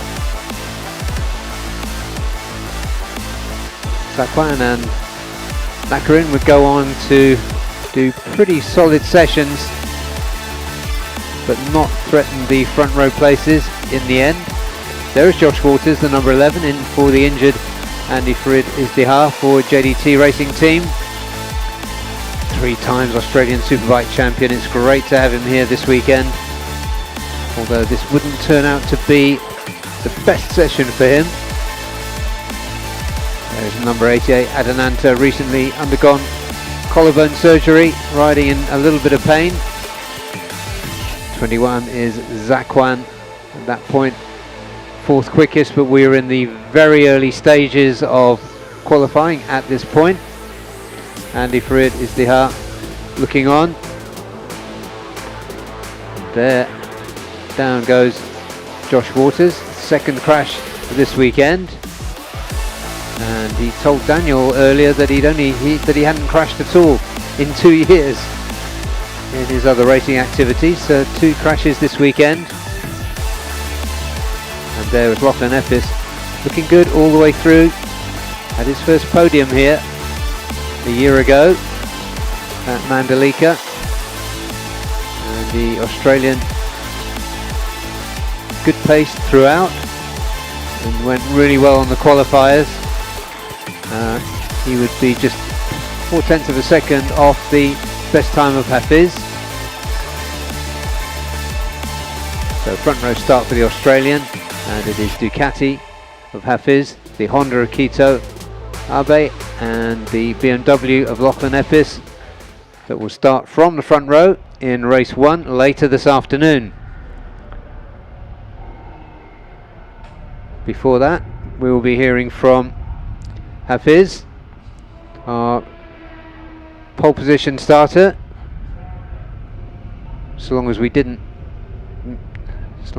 we counted his number of attack laps incorrectly.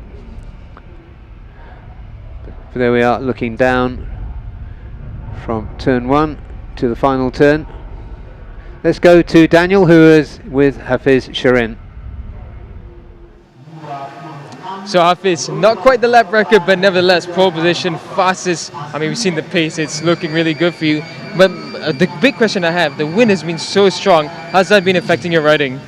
Yes, first of all, we did a very good job to secure our pole position. I tried to break the record, but looks like it's impossible this weekend because the wind is quite big. But I believe I can arrive in 34